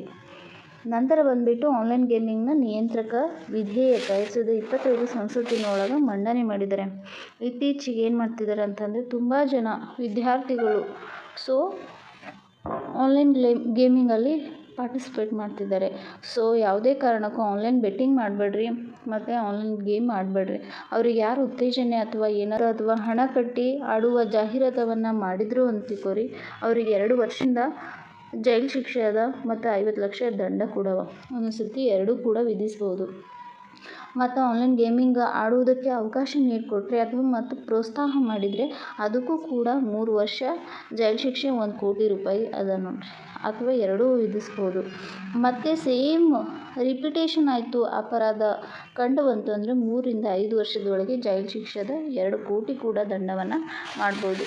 ಯಾವುದೇ ಕಾರಣಕ್ಕೂ ಆನ್ಲೈನ್ ಗೇಮಲ್ಲಿ ಪಾರ್ಟಿಸಿಪೇಟ್ ಆಗಬೇಡ್ರಿ ಮತ್ತು ಆನ್ಲೈನ್ ಗೇಮನ್ನು ಆಡೋಕ್ಕೆ ಹೋಗಬೇಡ್ರಿ. ಜಗತ್ತಿನಲ್ಲಿ first time online betting app ಆರಂಭವಾಗಿದೆ ಎಲ್ಲಿ ಅಂತಂದರೆ ಒಂದು ಸಣ್ಣದಾದಂತಹ ದ್ವೀಪ ಅದ. ಅದು ಕೆರಿಬಿಯನ್ ರಾಜ್ಯವಾದ ಆಂಟಿಗುವಾ ಮತ್ತು ಬಾರ್ಬುಡಾದಲ್ಲಿ 1996ರಲ್ಲಿ ನಾವು ಹುಟ್ಟೋಕ್ಕಿಂತ ಮುಂಚೆನೇ ಆನ್ಲೈನ್ ಗೇಮ್ ಬೆಟ್ಟಿಂಗ್ ಸ್ಟಾರ್ಟ್ ಆಗ್ಯದ ನೋಡ್ರಿ, 90ರೊಳಗೆ. ಸೊ ಇದಕ್ಕೆ ಪರವಾನಗಿ ನೀಡಿದ್ದು ಯಾರು ಅಂದರೆ WTOದವರು ಪರವಾನಗಿಯನ್ನು ನೀಡಿದ್ದಾರೆ. ಆನ್ಲೈನ್ ಬೆಟ್ಟಿಂಗ್ ಮಾಡಿರುವಂತಹ ರಾಜ್ಯಗಳು 2017ರಲ್ಲಿ ಆನ್ಲೈನ್ ಆಟ ಆನ್ಲೈನ್ ಗೇಮಿಂಗ್ ತೆಲಂಗಾಣ ಕೊಳ್ಳಿ ಸ್ನೇಹಿತರೆ. ಆನ್ಲೈನ್ ಬೆಟ್ಟಿಂಗ್ ಬ್ಯಾನ್ ಮಾಡಿದ ರಾಜ್ಯಗಳು ಯಾವುವು ಅಂದರೆ ಒಂದು ತೆಲಂಗಾಣ, ಇನ್ನೊಂದು ನಾಗಾಲ್ಯಾಂಡ್. ಆನ್ಲೈನ್ ಬೆಟ್ಟಿಂಗಿಗೆ ಸಂಬಂಧಿಸಿ 20,000 ಕೋಟಿ ರೂಪಾಯಿ ಮೊತ್ತವನ್ನು ಜನರು ಕಳ್ಕೊತಿದ್ದಾರೆ ಮತ್ತು 45 ಕೋಟಿ ಜನ ಆನ್ಲೈನ್ ಗೇಮಿಂಗ್ ಒಳಗೆ ಇನ್ವಾಲ್ವ್ ಆಗ್ತಿದ್ದಾರೆ. ಈ ಸ್ಪೋರ್ಟ್ಸ್ ಮತ್ತು ಸೋಷಿಯಲ್ ಗೇಮ್ಸ್ಗಳ ಉತ್ತೇಜನ ಮಾಡಿರುವಂಥವರು ಗೇಮಿಂಗನ್ನು ನಿರ್ಬಂಧಿಸಿದ ಬಳಿಕ ಈ ಸ್ಪೋರ್ಟ್ಸ್ ಮತ್ತು ಸೋಷಿಯಲ್ ಗೇಮ್ಸ್ಗಳನ್ನು ಉತ್ತೇಜನ ಮಾಡ್ತಾರೆ. ಆನ್ಲೈನ್ ಗೇಮ್ ಬ್ಯಾನ್ ಮಾಡಿದ ಮೇಲೆ ಈ ಸ್ಪೋರ್ಟ್ಸ್ ಮಾಡ್ತಿದ್ದಾರೆ ಮತ್ತು ಸೋಷಿಯಲ್ ಮೀಡಿಯಾದಲ್ಲೂ ಕೂಡ ಉತ್ತೇಜನವನ್ನು ಮಾಡ್ತಿದ್ದಾರೆ. So be careful, online game ಆಡೋಕ್ಕೆ ಹೋಗಬೇಡ್ರಿ, ಹುಷಾರಾಗಿರ್ರಿ, ಅದರೊಳಗೆ ಇನ್ವಾಲ್ವ್ ಆಗೋಕ್ಕೆ ಹೋಗಬೇಡ್ರಿ. ಈ ರಮ್ಮಿ ಆಗಿರಲಿ, ಹಿಂಗೆ ಮತ್ತು ಜೂಜಾಟ ಆಗಿರಲಿ, ಇಸ್ಪಟ್ ಆಗೋದಾಗಲಿ ಯಾವುದೇ ಇದರಲ್ಲಿ ಆನ್ಲೈನ್ ಗೇಮಿಂಗ್ ಮಾಡೋಂಗಿಲ್ಲ ಮತ್ತು ಪೋಸ್ಟರ್ ಕೂಡ ಹಾಕೋಂಗಿಲ್ಲ ಮತ್ತು ಜಾಹೀರಾತನ್ನು ಕೂಡ ಪ್ರಕಟಿಸುವ ಹಾಗಿಲ್ಲ. ಪ್ರಕಟಿಸಿದರೆ ಏನಾಗ್ತದೆ ಅಂಥೇಳಿ ಎಲ್ಲನೂ ಚೆನ್ನಾಗಿ ಶಿಕ್ಷೆಯನ್ನು ಕೊಟ್ಟಿದ್ದಾನೆ. So don't do. Next topic ಬಂದುಬಿಟ್ಟು ಇಸ್ರೇಲ್ ಮತ್ತು ಪ್ಯಾಲೆಸ್ತೈನ್ಗಳು ಒಂದಕ್ಕೊಂದು ಯುದ್ಧ ಮಾಡ್ತಿದ್ವು. ಸೊ ಇವಾಗ ಏನು ಮಾಡತ್ತಾರೆ ಅಂದರೆ ಪಾಲೆಸ್ತೈನ್ ದೇಶ ಮಾಡಬೇಕು ಅಂತೇಳಿ ಮಾನ್ಯತೆ ದೊರೆತಿದೆ. ಅದ್ರ ಜೊತೆಗೆ ನ್ಯೂಯಾರ್ಕ್ ಕೂಡ ಮಾನ್ಯತೆ ಕೊಟ್ಟು ಭಾರತ ಕೂಡಿ 142 ದೇಶಗಳಾಗಿದ್ದಾವೆ. ಅದಕ್ಕೆ ಪಾಲೆಸ್ತೈನ್ ದೇಶ ಮಾಡೋ ಸಲುವಾಗಿ ಅಷ್ಟೊಂದು ದೇಶಗಳು ಇದನ್ನು ನೀಡಿದ್ದಾವೆ ಮತ್ತು ಬೆಂಬಲ ಕೂಡ ನೀಡಿದ್ದಾವೆ. ಎದ್ರ ಸಲುವಾಗಿ ಅಂದರೆ ಇಸ್ರೇಲ್ ಮತ್ತು ಪಾಲೆಸ್ತೈನ್ ನಡುವೆ ಶಾಂತಿ ಮತ್ತು ಸ್ಥಾಪಿಸುವ ಸಲುವಾಗಿ ರಾಷ್ಟ್ರ ಸ್ಥಾನಮಾನ ನೀಡುವ ಸಲುವಾಗಿ ನ್ಯೂಯಾರ್ಕ್ ಏನು ಮಾಡಿದೆ ಅಂದರೆ ಡಿಕ್ಲರೇಷನ್ ಮಾಡಿದ್ದೇವೆ. ನಮ್ಮ ಭಾರತ ಏನು ಮಾಡ್ತಿತ್ತು ಅಂದರೆ ಮುಂಚೆ ಗಾಂಜಾ ಬೆಂಬಲಕ್ಕೆ ಹೊತ್ತಿತ್ತು. ಇವಾಗ ಪಾಲೆಸ್ತೈನ್ ಭಾರತ ಪ್ರತ್ಯೇಕ ರಾಷ್ಟ್ರ ಆಗಲಿ ಅಂತೇಳಿ ಬೆಂಬಲ ಕೊಟ್ಟಿರುವಂಥದ್ದು. ಮತ್ತು ವಿರುದ್ಧ ಮತ ಚಲಾಯಿಸಿದ ರಾಷ್ಟ್ರಗಳು ಯಾವುವು ಅಂದರೆ Israel, America, Argentina, Papua New Guinea, Paraguay, Tonga ಇವೆಲ್ಲ ವಿರುದ್ಧ ರಾಷ್ಟ್ರವನ್ನು ಕೊಟ್ಟಿದ್ದೇವೆ. ಇಲ್ಲಿ ಏನಪ್ಪ ಇದು ನ್ಯೂಯಾರ್ಕ್ ಘೋಷಣೆ, ನ್ಯೂಯಾರ್ಕ್ ಡಿಕ್ಲರೇಷನ್ ಅಂತಂದರೆ ಏನು ಅಂತಂದರೆ ದೀರ್ಘಕಾಲದಿಂದ ಪಾಲೆಸ್ತೈನ್ ಮತ್ತು ಇಸ್ರೇಲ್ ನಡುವೆ ಸಂಘರ್ಷ ನಡೀತಿತ್ತು. ಈ ವಿಶ್ವಸಂಸ್ಥೆ ಒಳಗೆ ನ್ಯೂಯಾರ್ಕ್ ಒಳಗೆ ಒಂದು ಸಮ್ಮೇಳನ ಮಾಡಿದರು. ಆ ಸಮ್ಮೇಳನ ಒಳಗೆ ಪಾಲೆಸ್ತೈನ್ ಏನಾಗಬೇಕು, ಪ್ರತ್ಯೇಕ ರಾಷ್ಟ್ರ ಆಗಬೇಕು, ಅದ್ರ ಜೊತೆಗೆ ಸ್ವತಂತ್ರ ಸೇನಾ ಮುಕ್ತ ಪಾಲೆಸ್ತೈನ್ ರಾಷ್ಟ್ರವನ್ನು ಸ್ಥಾಪಿಸುವಂಥ ಗುರಿಯನ್ನು ಹೊಂದಿರುವಂಥ ಯೋಜನೆ ಆಗಬೇಕು ಅಂಥೇಳಿ ನ್ಯೂಯಾರ್ಕ್ ಏನು ಮಾಡ್ತು, ಘೋಷಣೆ ಮಾಡ್ತು. ಅದೇ ನ್ಯೂಯಾರ್ಕ್ ಡಿಕ್ಲರೇಷನ್ ಆಗಿರುವಂಥದ್ದು. ನ್ಯೂಯಾರ್ಕ್ ಘೋಷಣೆಯ ಗುರಿ ಏನು ಅಂತಂದರೆ ಗಾಜಾದಲ್ಲಿ ಸಂಘರ್ಷ ಮತ್ತು ಯುದ್ಧವನ್ನು ಕೊನೆಗಾಣಿಸುವುದೇ ಇದ್ರ ಗುರಿಯಾಗಿರುವಂಥದ್ದು. ಪಾಲೆಸ್ತೈನ್ನ ಪ್ರಾಧಿಕಾರದಿಂದ ನಿಯಂತ್ರಿಸಲ್ಪಡುವ ಶಾಂತಿಯುತ ಸೇನಾ ಮುಕ್ತ ಪಾಲೆಸ್ತೈನ್ ರಾಜ್ಯವನ್ನು ರೂಪಿಸುವುದು ಕೂಡ. ಕದನ ವಿರಾಮದ ನಂತರ ಪರಿವರ್ತಿತ ಆಡಳಿತ ಸಮಿತಿಯನ್ನು ಒಳಗೊಂಡಿದ್ದ ವಿಶ್ವಸಂಸ್ಥೆ ಮೇಲ್ವಿಚಾರಣೆ ಅಂತಾರಾಷ್ಟ್ರೀಯ ಸ್ಥಿರೀಕರಣ ಕಾರ್ಯಾಚರಣೆಗೆ ಕರೆ ನೀಡುವಂಥದ್ದು. ನಾಗರಿಕರನ್ನು ರಕ್ಷಿಸುವುದು, ಭದ್ರತಾ ವರ್ಗಾವಣೆಯನ್ನು ಬೆಂಬಲಿಸುವುದು, ಕದನ ವಿರಾಮ ಅನುಸರಣೆ ಮೇಲ್ವಿಚಾರಣೆಯನ್ನು ಮಾಡುವಂಥದ್ದೇ ನ್ಯೂಯಾರ್ಕ್ ಘೋಷಣೆಯ ಗುರಿಯಾಗಿರುವಂಥದ್ದು. ನ್ಯೂಯಾರ್ಕ್ ಘೋಷಣೆ ಆದಮೇಲೆ ಅಂತಾರಾಷ್ಟ್ರೀಯ ಬೆಂಬಲ ಯಾವ್ಯಾವ ಕೊಟ್ಟವು ಅಂತಂದರೆ ನ್ಯೂಯಾರ್ಕ್ಗೆ ವಿಶ್ವಸಂಸ್ಥೆ ಸಾಮಾನ್ಯ ಸಭೆಯಲ್ಲಿ ಅಲ್ಲೂ ಕೂಡ ಈ ಯೋಜನೆಗೆ ಬೆಂಬಲ ಸಿಕ್ತು. ಆಮೇಲೆ ವಿಶ್ವಸಂಸ್ಥೆ ಸೌದಿ ಅರೇಬಿಯಾ ಎಲ್ಲ 193 ವಿಶ್ವಸಂಸ್ಥೆ ಸದಸ್ಯ ರಾಷ್ಟ್ರಗಳು ಕೂಡ ಒತ್ತಾಯಿಸಿತು. ಫ್ರಾನ್ಸ್, ಯುನೈಟೆಡ್ ಕಿಂಗ್ಡಮ್, ಪ್ಯಾಲೆಸ್ತೈನ್ ರಾಜ್ಯಗಳು ಪ್ರತಿಜ್ಞೆ ಮಾಡಿದ್ವು. ಪಾಶ್ಚಿಮಾತ್ಯ ಶಕ್ತಿಗಳ ನಿಲುಗಡೆಯಲ್ಲಿ ಬದಲಾವಣೆಯನ್ನು ಸೂಚಿಸುವಂಥದ್ದು. ಪ್ರಸ್ತುತ ಭಾರತ ಸೇರಿ 142 ರಾಷ್ಟ್ರಗಳು ಈ ಘೋಷಣೆಗೆ ಒಪ್ಪಿಗೆಯನ್ನು ಸೂಚಿಸಿವೆ. ನ್ಯೂಯಾರ್ಕ್ ಘೋಷಣೆಯಲ್ಲಿರುವ ಪ್ರಮುಖ ಅಂಶಗಳೇನೆಂದರೆ ಗಾಜಾ ಪಾಲೆಸ್ತೈನ್ ರಾಜ್ಯದ ಅವಿಭಾಜ್ಯ ಅಂಗ ಅದ ಅಂಥೇಳಿ ಘೋಷಣೆ ಮಾಡಿತ್ತು. ಮತ್ತು ಪಶ್ಚಿಮ ದಂಡುಕೋರರೊಂದಿಗೆ ಏಕೀಕರಿಸಬೇಕೆಂದು ಘೋಷಣೆ ಹೇಳಿದೆ. ಯಾವುದೇ ಆಕ್ರಮಣ, ಮುತ್ತಿಗೆ, ಪ್ರದೇಶಕ್ಕೆ ಕಡಿತ ಅಥವಾ ಬಲವಂತದ ಸ್ಥಳಾಂತರ ಇರಬಾರ್ದು ಅಂಥೇಳಿ ಇದರ ಪ್ರಮುಖ ಅಂಶ ಆಗಿದೆ. ಎರಡೂ ರಾಷ್ಟ್ರಗಳ ಪರಿಹಾರ ಸೂತ್ರ ಏನು ಅಂತಂದರೆ ಎರಡೂ ರಾಷ್ಟ್ರಗಳು ಇಸ್ರೇಲ್ ಆಗಿರಲಿ ಪಾಲೆಸ್ತೈನ್ ಆಗಿರಲಿ ಶಾಂತಿಯುತ ಅಂತಾರಾಷ್ಟ್ರೀಯ ಬೆಂಬಲಿತ ಸೂತ್ರ ಆಗಿರಬೇಕು. ಪಶ್ಚಿಮ ದಂಡೆ ಗಾಜಾ ಪೂರ್ವ ಜೆರುಸಲಮನ್ನು ರಾಜಧಾನಿಯಾಗಿ ಮಾಡಿಕೊಂಡು ಸ್ವತಂತ್ರ ಪಾಲೆಸ್ತೈನ್ ರಾಷ್ಟ್ರವನ್ನು ಪ್ರತಿನಿಧಿಸಬೇಕು, ಇಸ್ರೇಲ್ ಜೊತೆ ಅಸ್ತಿತ್ವದಲ್ಲಿರಬೇಕು ಅಂತ ಹೇಳ್ಯಾರ. ಪೂರ್ವ ಜೆರುಸಲಮನ್ನು ರಾಜಧಾನಿಯಾಗಿ ಮಾಡ್ಕೋಬೇಕು ಅನ್ನೋದೇ ಇಂಪಾರ್ಟೆಂಟ್ ಅದ ನೋಡ್ರಿ. ಆಮೇಲೆ ಪಾಲೆಸ್ತೈನ್ನ ಪ್ರಾಧಿಕಾರವು ಎರಡೂ ರಾಷ್ಟ್ರಗಳ ಪರಿಹಾರವನ್ನು ಬೆಂಬಲಿಸುವಂಥದ್ದು. ಹಮಾಸ್ ಇಸ್ರೇಲ್ನ ನ್ಯಾಯಸಮ್ಮತೆಯನ್ನು ಗುರುತಿಸುವುದಲ್ಲ, ಇಸ್ರೇಲ್ ಎರಡೂ ರಾಷ್ಟ್ರಗಳ ಪರಿಹಾರವನ್ನು ತಿರಸ್ಕರಿಸಲತ್ತದ. ಸೊ ಯಾವುದೇ ಅಂತಿಮ ಇತ್ಯರ್ಥ ಆಗುವವರೆಗೂ ಕೂಡ ಪಾಲೆಸ್ತೈನ್ ಮಾತುಕತೆಯ ಫಲಿತಾಂಶವಾಗಿರಬೇಕು, ರಾಜ್ಯತ್ವದ ಪೂರ್ವಭಾವಿ ಇರಬಾರದಂತ ಹೇಳಿ ಇಸ್ರೇಲ್ ಹೇಳ್ಕೊಟ್ಟದ. ಈ ಕಾನೂನು ಅಡಿಯಲ್ಲಿ ರಾಜ್ಯದ ಮಾನ್ಯತೆ ಪಡೆಯಲಿಕ್ಕೆ 1933ರಲ್ಲಿ ರಾಜ್ಯ ಹಕ್ಕುಗಳು ಮತ್ತು ಕರ್ತವ್ಯಗಳ ಮಾಂಟೆವಿಡಿಯೋ ಕನ್ವೆನ್ಷನನ್ನು 4 ಮಾನದಂಡಗಳನ್ನು ನಿಗದಿಪಡಿಸಿದ. ಅವು ಯಾವುವು ಅಂದರೆ ಜನಸಂಖ್ಯೆಯಾಗಿರಬೇಕು, ಡಿಫೈನ್ಡ್ ಟೆರಿಟರಿ ಆಗಿರಬೇಕು, ಗೌರ್ಮೆಂಟ್ ಆಗಿರಬೇಕು, ಇತರ ರಾಜ್ಯಗಳೊಂದಿಗೆ ಹೆಂಗೆ ಸಂಬಂಧವನ್ನು ಹೊಂದಿರಬೇಕು ಅಂತ ಹೇಳಿ ಕೊಟ್ಟದ. ಇಲ್ಲಿ ಕೆಳಗಡೆ ಕೊಟ್ಟಿದ್ದಾರೆ ನೋಡಿ. ಭಾರತದ ಡಿಹೈಫೆನೇಷನ್ಸ್ ಅಂತಂದರೆ ಡಿಹೈಫೆನೇಷನ್ ಪಾಲಿಸಿ ಅಂತಂದರೆ ಭಾರತ ಸರ್ಕಾರವು ಡಿಹೈಫೆನೇಷನ್ ನೀತಿಯನ್ನು ಅಳವಡಿಸಿಕೊಂಡು ಇಸ್ರೇಲ್ ಮತ್ತು ಪಾಲೆಸ್ತೈನ್ ಜೊತೆಗಿನ ಸಂಬಂಧವನ್ನು ಪ್ರತ್ಯೇಕ ಒಪ್ಪಂದಗಳಾಗಿ ಪರಿವರ್ತಿಸುವುದೇ ಡಿಹೈಫೆನೇಷನ್ಸ್ ಪಾಲಿಸಿ ಆಗ್ಯದ. ಇದು ವೆರಿ ಇಂಪಾರ್ಟೆಂಟ್ ಟಾಪಿಕ್. ಎದಕ್ಕಂತಂದ್ರೆ ಒಂದೊಂದು ಸತಿ ಇಂಟರ್ನ್ಯಾಷನಲ್ ರಿಲೇಷನ್ಶಿಪ್ ಕೇಳ್ತಾರೆ. ಆವಾಗ ಭಾರತದ ಮೇಲೆ ಏನು ಎಫೆಕ್ಟ್ ಆಯಿತು ಮತ್ತು ಭಾರತ ಹೆಂಗೆ ಪ್ರತಿಕ್ರಿಯೆ ಮಾಡ್ತು ಅನ್ನೋದ್ರ ಬಗ್ಗೆ ಇದು ಅದ. ಎಸ್ಸೆ ಇದ್ರ ಮೇಲೆ ಕೇಳ್ಬೋದು. ಮತ್ತು ಇಸ್ರೇಲ್ ಮತ್ತು ಪಾಲೆಸ್ತೈನ್ ನಡುವೆ ಯುದ್ಧ ಆಯ್ತಲ್ಲ, ಅದರಿಂದ ಏನೇನಾಯಿತು ಮತ್ತು ಅದರ ಗುರಿ ಏನಿತ್ತು, ಅದ್ರ ಘೋಷಣೆ ಆದಮೇಲೆ ಅಂತಾರಾಷ್ಟ್ರೀಯ ಬೆಂಬಲ ಹೆಂಗೆ ಕೊಟ್ಟರು, ಅವೆರಡಕ್ಕೂ ಏನು ಪರಿಹಾರ ಸಿಕ್ತು ಮತ್ತು ಅದರಿಂದ ಏನೇನು ಯೂಸಸ್ ಆಯಿತು ಮತ್ತು ಭಾರತದ ಮೇಲೆ ಎಫೆಕ್ಟ್ ಆಯಿತು ಅನ್ನೋದನ್ನು ಕೂಡ ಇಲ್ಲಿ ಕೊಟ್ಟಿದ್ದಾನೆ. ಇದು PSI ಒಳಗೆ ಎಸ್ಸೆ ಕೇಳೋ ಚಾನ್ಸಸ್ ಜಾಸ್ತಿ ಇರ್ತದೆ. ಇಂಟರ್ನ್ಯಾಷನಲ್ ರಿಲೇಷನ್ಶಿಪ್ ಅಂದರೆ ಯಾವುದೇ ಯುದ್ಧ ನಡೀತು ಅಂದರೆ ನಮ್ಮ ಭಾರತದ ಮೇಲೆ ಹೆಂಗೆ ಎಫೆಕ್ಟ್ ಆಯಿತು ಅನ್ನೋದನ್ನ ಲಿಬನನ್ ಮತ್ತು ಇಸ್ರೇಲ್ ನಡ್ಬರ್ಕ್ ಜಗಳ ಆಗ್ತಿರ್ತಿತ್ತಲ್ಲ, ಅದರಿಂದ ತಿಳ್ಕೊರಿ. ನೋಡಿ ಸ್ನೇಹಿತರೆ, ಅಮೇರಿಕದೊಳಗೆ H1B ವೀಸಾ ನಿಮಗೆ ಗೊತ್ತಿರುವಂಥದ್ದೇ. ಸೊ ಚೀನಾದೊಳಗೆ ಏನು ಮಾಡ್ಯದಂತಂದ್ರೆ K ವೀಸಾ ಅಂದರೆ like same as to as ಮಾಡ್ಬೇಕಂತೇಳಿ K ವೀಸಾ ಚೀನಾದೊಳಗೆ ವರ್ಸಸ್ ಚಾಲೆಂಜ್ ತಗೊಂಡು ಚೀನಾದೊಳಗೆ K ವೀಸಾ ಮಾಡತ್ತದ. ಸೊ H1B ವೀಸಾ ಎದಕ್ಕೆ ಯೂಸ್ ಮಾಡ್ತಾರೆ ಅಂತಂದರೆ ವೆರಿ ಟ್ಯಾಲೆಂಟೆಡ್ ಪರ್ಸನ್ ನಮ್ಮ ಭಾರತ ದೇಶದೊಳಗೆ ಇರ್ತಾರಲ್ಲ ಅವರಿಗೆಲ್ಲ ಅವ್ರದ್ದು ಅಮೇರಿಕ ಕಂಪನಿ ಒಳಗೆ ಏನು ಮಾಡ್ತಿರೋ ಅಂತಂದರೆ ನೇಮಕ ಮಾಡಿಕೊಂಡು ಇಲ್ಲಿಂದ ಅವ್ರಿಗೆ ವೀಸಾ ಕೊಡ್ತಿರೋ, ಅದಕ್ಕೆ H1B ವೀಸಾ ಅಂಥೇಳಿ. ಆ H1 ವೀಸಾಗೆ ಟ್ರಂಪ್ ಅವರು ಅಧಿಕಾರಕ್ಕೆ ಬಂದಿದ ಮೇಲೆ ಏನು ಮಾಡ್ಯಾರ ಅಂತಂದ್ರೆ ನಾ ಜಾಸ್ತಿ ಮಾಡ್ತೀನಿ ಅಂತೇಳಿ 8 ಲಕ್ಷ ರೂಪಾಯಿ ಏರಿಕೆಯನ್ನು ಮಾಡ್ತಿದ್ದಾರೆ. ಸೊ ಇವಾಗಿನ ಪರಿಸ್ಥಿತಿ ಗಂಭೀರವಾಗಿದ್ದಾವೆ. ಸೊ ಈಗ ಸದ್ಯಕ್ಕೆ ಎಷ್ಟು H1B ಅದ ಅಂತಂದ್ರೆ 1.75 ಲಕ್ಷ ರೂಪಾಯಿನಿಂದ 4 ಲಕ್ಷದವರೆಗೆ ಶುಲ್ಕ ವಿಧಿಸ್ತದೆ. ಇಲ್ಲಿ ತಿಳ್ಕೊಬೇಕಾಗಿರೋದು ಏನಂದರೆ H1B ವೀಸಾ ಅಮೇರಿಕದಿರೋದು ಮತ್ತು ಬಂದುಬಿಟ್ಟು ಚೀನಾದಿರೋದು, ಇಷ್ಟೇ ನೆನಪಿಟ್ಕೋರಿ. ಮತ್ತೇನು ಮಾಡತ್ತದ ಅಂತಂದರೆ ಅಮೇರಿಕ ದೇಶವು ನಮ್ಮ ಭಾರತ ದೇಶದೊಳಗೆ ಔಷಧಿಗಳು ಅಮೇರಿಕ ದೇಶಕ್ಕೆ ಜಾಸ್ತಿ ರಫ್ತಾಗ್ತಿತ್ತು, ಮೀನ್ಸ್ ಎಕ್ಸ್ಪೋರ್ಟ್ ಆಗ್ತಿರ್ತಿತ್ತು. ಅದ್ರ ಮೇಲೆ ಏನು ಮಾಡ್ಲತ್ತದ ಅಂತಂದ್ರೆ ಅಮೇರಿಕ ದೇಶ 100% ಟ್ಯಾಕ್ಸ್ ವಿಧಿಸ್ಲತ್ತದ. ಇಂದ ನಮ್ಮ ಭಾರತ ದೇಶದೊಳಗೆ ಅಮೇರಿಕ ಹೋಗುವಂತಹ ಎಲ್ಲ ಔಷಧಿಗಳ ಮೇಲೆ ಶುಲ್ಕ ಕೂಡ ಜಾಸ್ತಿ ಆಗ್ಲತ್ತದ. ಸೊ ಆಲ್ಮೋಸ್ಟ್ ಅಲ್ಲೂ ಅಮೇರಿಕದ ಮೇಲೆ ಫಾರ್ಮಾ ಮತ್ತು ಸಿಪ್ಲಾ, ಈ ಲುಪಿನ್, ಸನ್ಫಾರ್ಮು ಇವೆಲ್ಲ ಔಷಧಿಗಳು ಅಮೇರಿಕ ದೇಶಕ್ಕೆ ರಫ್ತಾಗ್ತಿತ್ತು. ಈಗ ಅಮೇರಿಕ ಪ್ರತಿಯೊಂದು ಇದಕ್ಕೆ ಸುಂಕ 100% ಮಾಡಿಂದ ಹಿಡಿದು ಎಲ್ಲ ಕಂಪನಿಗಳು ಏನಾಗ್ಲತ್ತವ ಅಂದ್ರೆ ಬೇಚನ್ನಾಗತ್ತವ. ಭಾರತದ ಬ್ರ್ಯಾಂಡೆಡು ಪೇಟೆಂಟ್ ಪಡೆದ ಔಷಧಿಗಳ ಮೇಲೆ ಫುಲ್ 100% ಸುಂಕ ಅಮೇರಿಕ ದೇಶ ವಿಧಿಸ್ಲತ್ತದ. ಅದ್ರ ಸಲುವಾಗಿ ಅದೇ ಟೈಮ್ ಒಳಗೆ ಚೀನಾ ಏನು ಮಾಡ್ತದೆ, ನಮಗೆ ಬೆಂಬಲ ಕೊಡ್ಬೇಕಂತೇಳಿ 30% ಇರ್ತದೆ ಔಷಧಿಗಳ, ಅದನ್ನು ಜೀರೋಕ್ಕೆ ಇಳಿಸ್ಲತ್ತದ. ಅಂದರೆ ಅದ್ರ ವಿರುದ್ಧವಾಗಿ ನಾವು ಸಪೋರ್ಟ್ ಮಾಡತ್ತೀವಿ ಅಂತೇಳಿ ಚೀನಾ ಹಂಗೆ ಮಾಡತ್ತದ. ಸೊ ಚೀನಾ ನಮಗೇನು ಸಪೋರ್ಟ್ ಮಾಡ್ಯದ, ಸೊ ನೋಡೋಣ. ಮತ್ತು ಚೀನಾದೊಳಗೆ ಜಗತ್ತಿನ ಅತಿ ಎತ್ತರವಾದ ಸೇತುವೆಯನ್ನು ಲೋಕಾರ್ಪಣೆ ಮಾಡಿದರೆ ಹೂಜಿಯಾಂಗ್ ಗ್ರ್ಯಾಂಡ್ ಕೆನೇನಿಯನ್ ಸೇತುವೆ ಅಂಥೇಳಿ. ಇದು ಗಿನ್ನಿಸ್ ದಾಖಲೆ ಕೂಡ ಮಾಡಿದೆ.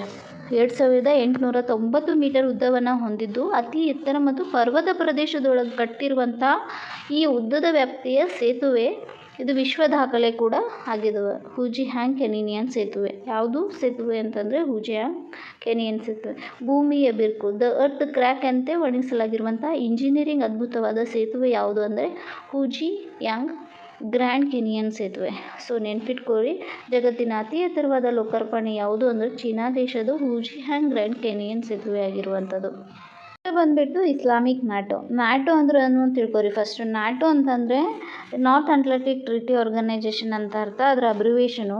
ಇದರಲ್ಲಿ 32 ರಾಷ್ಟ್ರಗಳಿದ್ದಾವೆ. ಇದು ಜಾರಿ ಬಂದಿದ್ದು 1949 ಏಪ್ರಿಲ್ 4 ಸೊ ಇಂಪಾರ್ಟೆಂಟ್ ಅದ, ಇದು ಡೇಟ್ ಕೂಡ ನೆನ್ಪಿಟ್ಕೋರಿ. ಇದ್ರ ಕೇಂದ್ರ ಕಚೇರಿ ಎಲ್ಲದ ಅಂದ್ರೆ ಬ್ರೆಜಿಲ್ನ ಬ್ರುಸೆಲ್ ಒಳಗದ. 31ನೇ ರಾಷ್ಟ್ರವಾಗಿ ಫಿನ್ಲ್ಯಾಂಡ್ ಅದ, 23ಕ್ಕೆ ಆಗ್ಯದ. 32ನೇದು ರಾಷ್ಟ್ರ 24 ಸೇರ್ಪಡೆ ಆಗಿದ್ದು ಅದು ಸ್ವೀಡನ್ ದೇಶ. ನೋಡ್ರಿ ಇಲ್ಲಿ ಏನಾಗ್ಲತ್ತದ ಅಂತಂದ್ರೆ ಇವಾಗ ಇಸ್ಲಾಮಿಕ್ ರಾಷ್ಟ್ರದಲ್ಲೊಳಗೆ ನ್ಯಾಟೋ ಅಂತ ಮಾಡ್ಲತ್ತಾರ.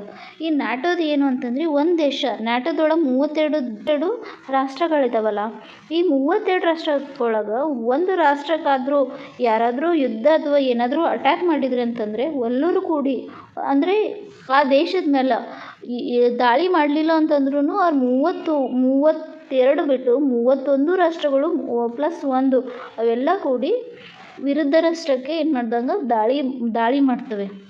ಸೊ ಅದು ನ್ಯಾಟೋದು ಇಂಟೆನ್ಷನ್ ಅದ. ಸೊ ಇವಾಗ ಏನಾಗ್ಲತ್ತದ ಅಂತಂದರೆ ಇಸ್ಲಾಮಿಕ್ ನ್ಯಾಟೋ ಮಾಡ್ಲತ್ತಾರ. ಯಾಕಂತಂದ್ರೆ ಹಮಾಸ್ ನಾಯಕರನ್ನು ಹತ್ಯೆಗೀಯುವುದಕ್ಕಾಗಿ ಕತಾರ್ನ ದೋಹಾದ ಮೇಲೆ ಇಸ್ರೇಲ್ ದಾಳಿ ಮಾಡ್ತದೆ. ಸೊ ಆ ಟೈಮಲ್ಲಿ ಏನು ಮಾಡ್ತಾರೆ ಅಂದರೆ ಎಲ್ಲ ಇಸ್ಲಾಮಿಕ್ ರಾಷ್ಟ್ರದ ನಾಯಕರೆಲ್ಲ ಕತಾರ್ ರಾಜಧಾನಿಯಾದಂಥ ದೋಹಾಕ್ಕೆ ಬರ್ತಾರೆ. ದೋಹಾಕ್ಕೆ ಬಂದು ಅಲ್ಲೆಲ್ಲರೂ ಪಾಲ್ಗೊಳ್ತಾರೆ. ಅಲ್ಲಿ ಎಲ್ಲ ಅರಬ್ ಮತ್ತು ಇಸ್ಲಾಮಿಕ್ ದೇಶದ ನಾಯಕರು ಎಲ್ಲರೂ ಬಂದು ಅಲ್ಲಿ ಪಾಲ್ಗೊಳ್ತಾರೆ. ಆವಾಗ ಇಸ್ಲಾಮಿಕ್ ನಾಯಕರಿಂದ ಒಂದು ಮಂತ್ರ ಹೇಳ್ತಾರೆ. ಅದು ಏನಂದರೆ, ನಾವೆಲ್ಲ ಚದುರುವಂತಿದ್ದರೆ, ಒಬ್ಬರಿಗೊಬ್ಬರು ದೂರ ಸರಿಯುತ್ತಲೇ ಇದ್ದರೆ ಇಸ್ರೇಲ್ ನಮ್ಮೆಲ್ಲರನ್ನ ಅಸ್ತಿತ್ವವನ್ನೇ ನಾಶ ಮಾಡ್ತದೆ ಅಂತೇಳಿ ಇಸ್ರೇಲ್ನ ವಿರುದ್ಧವಾಗಿ ಎಲ್ಲರೂ ಏನು ಮಾಡ್ತಾರೆ ಅಂದರೆ ಅರಬ್ ಕಂಟ್ರಿಗಳು ಇಸ್ಲಾಮಿಕ್ ನ್ಯಾಟೋ ರಚನೆ ಮಾಡಬೇಕು ಅಂತೇಳಿ ಹೇಳ್ತಾರೆ. ಅಂತಂದ್ರೆ ಒಂದು ಸರಿ ಇಸ್ಲಾಂ ರಾಷ್ಟ್ರದ ಮೇಲೆ ಯಾರಾದರೂ ದಾಳಿ ಮಾಡಿದರು ಅಂತಂದರೆ ಅವಾಗ ನ್ಯಾಟೋ ರಚನೆ ಆಗಿರ್ತದಲ್ಲ, ಆ ನ್ಯಾಟೋವನ್ನು ಯೂಸ್ ಮಾಡ್ಕೋಬೋದು. ಅಂದರೆ ಇಸ್ರೇಲ್ ಇವಾಗ ಹಮಾಸ್ ಮೇಲೆ ದಾಳಿ ಮಾಡ್ತು ಅಂತ ತಿಳ್ಕೊರಿ ಇಸ್ರೇಲ್ ರಾಷ್ಟ್ರ, ಅವಾಗ ಉಳ್ಕಿದೆಲ್ಲ ರಾಷ್ಟ್ರಗಳು ಬಂದು ಅದ್ರ ಮೇಲೆ ಅಟ್ಯಾಕ್ ಮಾಡ್ಬೋದು ಅನ್ನೋ ಇಂಟೆನ್ಷನ್ನೇ ಇಸ್ಲಾಮಿಕ್ ನ್ಯಾಟೋದ ಇಂಟೆನ್ಷನ್ ಆಗಿರ್ತದೆ. ಅರಬ್ ಮತ್ತು ಇಸ್ಲಾಂ ರಾಷ್ಟ್ರಗಳ ಶೃಂಗಸಭೆ ಒಳಗೆ ಪಾಕಿಸ್ತಾನ ಭೀ ಸೇರ್ಯದ ನೋಡ್ರಿ. Turkey, United Arab Emirates, Bahrain, Egypt, Jordan, Morocco, ನಿಯೋಗದ ನಾಯಕರು ಇವರೆಲ್ಲ ಪಾಲ್ಗೊಂಡಿರ್ತಾರೆ.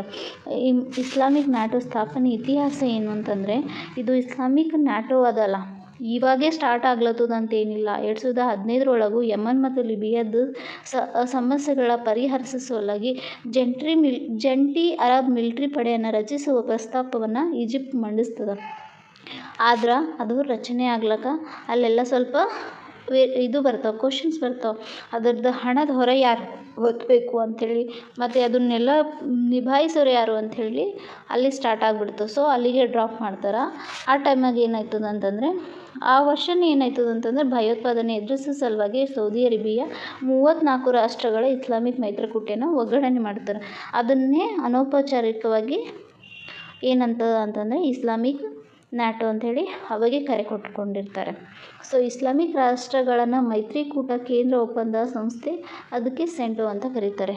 ಸೆಂಟೋ ಅಂತಂದರೆ ಸೆಂಟ್ರಲ್ ಟ್ರೀಟಿ ಆರ್ಗನೈಜೇಷನ್ಸ್. ಬಾಗ್ದಾದ್ ಒಪ್ಪಂದ ಅಂತಲೂ ಕೂಡ ಕರೀತಾರೆ. ಈ ಮೈತ್ರಿಕೂಟಕ್ಕೆ ಬಾಗ್ದಾದ್ ಒಪ್ಪಂದ ಅಂತಲೂ ಕುಡಿತಾರೆ. ಅರಬ್ ರಾಷ್ಟ್ರ ಇಂತಹ ಎಲ್ಲ ಮೈತ್ರಿಕೂಟಕ್ಕೆ ಬಾಗ್ದಾದ್ ಒಪ್ಪಂದ ಅಂತ ಹೇಳ್ತಾರೆ. ಈ ಸೆಂಟೋ ರಚನೆ ಆಗಿದ್ದು 1955 ಸೆಂಟೋ ರಚನೆ ಆಯ್ತದ. ಇಲ್ಲಿ Iraq, Turkey, Iran, Pakistan, Britain ಅಂತಹ ಇವೆಲ್ಲವೂ ಇದರಲ್ಲಿದ್ದಾವೆ. ಆಮೇಲೆ ಈ ನ್ಯಾಟೋ ಸ್ಟಾರ್ಟ್ ಆಯಿತು ಅಂತಂದ್ರೆ ನಮ್ಮ ಭಾರತದ ಮೇಲೆ ಏನೇನು ಎಫೆಕ್ಟ್ ಆಗ್ತಾವ ಅಂತಂದರೆ, ಇಸ್ಲಾಮಿಕ್ ನ್ಯಾಟೋದಿಂದ ಅಂತಂದರೆ ಇರ್ಬೋದು, ಇದ್ರದ್ದು ಗುರಿನೇ ಇಸ್ರೇಲ್ ಆಗಿರ್ಬೋದು. ಬಟ್ ಈ ಘೋಷಣೆಯಿಂದ ಭಾರತದ ಮೇಲೆ ತುಂಬ ಪರಿಣಾಮ ಬೀರುವಂಥದ್ದು. ಯಾಕಂತಂದ್ರೆ ನಾನು ನಿಮ್ಗೆ ಅವಾಗೇ ಹೇಳಿದ್ದೆ, ಈಗ ನೋಡಿರಿ, ನಾವು ಪಾಕಿಸ್ತಾನದ ಮೇಲೆ ದಾಳಿ ಮಾಡಿದ್ವಿ, ಇಲ್ಲೇ ಕೊಟ್ಟಿದ್ದಾರೆ ನೋಡಿರಿ.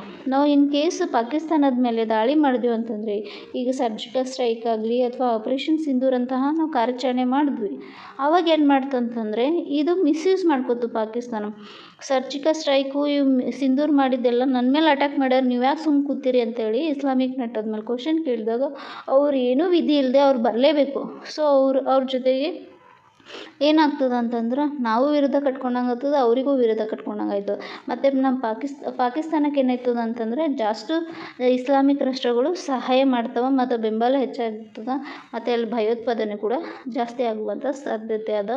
ಮತ್ತು ಜಾಗತಿಕ ವೇದಿಕೆಯಲ್ಲಿ ತನ್ನ ಅಸ್ತಿತ್ವವನ್ನು ಹೆಚ್ಚಿಸ್ಲಿಕ್ಕೆ ಪಾಕಿಸ್ತಾನ ಏನು ಮಾಡ್ತದೆ, ದುರ್ಬಳಕೆಯನ್ನು ಮಾಡ್ಕೋ ಚಾನ್ಸಸ್ ಜಾಸ್ತಿ ಅದ. ಮತ್ತು ಪಾಕಿಸ್ತಾನ ಇಸ್ಲಾಮಿಕ್ ನ್ಯಾಟೋದಲ್ಲಿ ಸ್ಥಾನಮಾನ ಸಿಗುವವರೆಗೂ ಗಲ್ಫ್ ರಾಷ್ಟ್ರದಿಂದ ಅಪಾರ ಆರ್ಥಿಕ ನೆರವಂತ ಸಿಗುವಂಥದ್ದು ಆಗ್ಬೋದು. ಸೊ ನ್ಯಾಟೋದಿಂದ ನಮ್ಮ ಭಾರತದ ಮೇಲೆ ಏನೇನು ಆಗ್ತವ ಅಂತ ನೋಡಿದ್ವಿ. ಸೆಂಟೋ ಯಾವಾಗ ರಚನೆ ಆಯಿತು ಅಂತ ನೋಡಿದ್ವಿ. ಮತ್ತು ನ್ಯಾಟೋ ಯಾವಾಗ ರಚನೆ ಆಯಿತು ಅಂತ ನೆನ್ಪಿಟ್ಕೋರಿ. ಮತ್ತು ಇದರಿಂದ ನಮ್ಮ ಭಾರತದ ಮೇಲೆ ಏನು ಎಫೆಕ್ಟ್ ಆಯಿತು, international relationship about other countries ಅಂತ ಹೇಳಿ ಎಸ್ಸೆ ಬಂತು ಅಂದರೆ ಇವೆಲ್ಲನೂ ಸೇರಿಸ್ಬೇಕು ನೋಡಿರಿ. ಎಸ್ಸೆನ ಎಲ್ಲ ಕಡೆಯಿಂದ ಕಲೆಕ್ಟ್ ಮಾಡ್ಕೋಬೇಕು. PSC ಎಕ್ಸಾಮ್ಸಲ್ಲಿ ಒಂದೇ ರೀತಿಯಾಗಿ ಬರಿತೀನಿ ಅಂತ ಅನ್ಬಾರ್ದು. ಇವೆಲ್ಲ ಕರೆಂಟ್ ಅಫೇರ್ಸ್ದು ಸ್ವಲ್ಪ ಪಾಯಿಂಟ್ಸ್ ಹಾಕಿದರೆ ನಮ್ಗೆ ಏನಾಗ್ತದೆ ಅಂತಂದ್ರೆ, ಆ ಟೈಮಲ್ಲಿ ಜಾಸ್ತಿ ಮಾರ್ಕ್ಸ್ನ ಸಿಗುವಂಥ ಸಾಧ್ಯತೆಗಳು 15ಕ್ಕೆ ನಮಗೊಂದು 13, 12 ಸಿಗುವಂಥ ಸಾಧ್ಯತೆಗಳು ಜಾಸ್ತಿ ಇರ್ತವೆ. So focus all the international relationship with the other countries.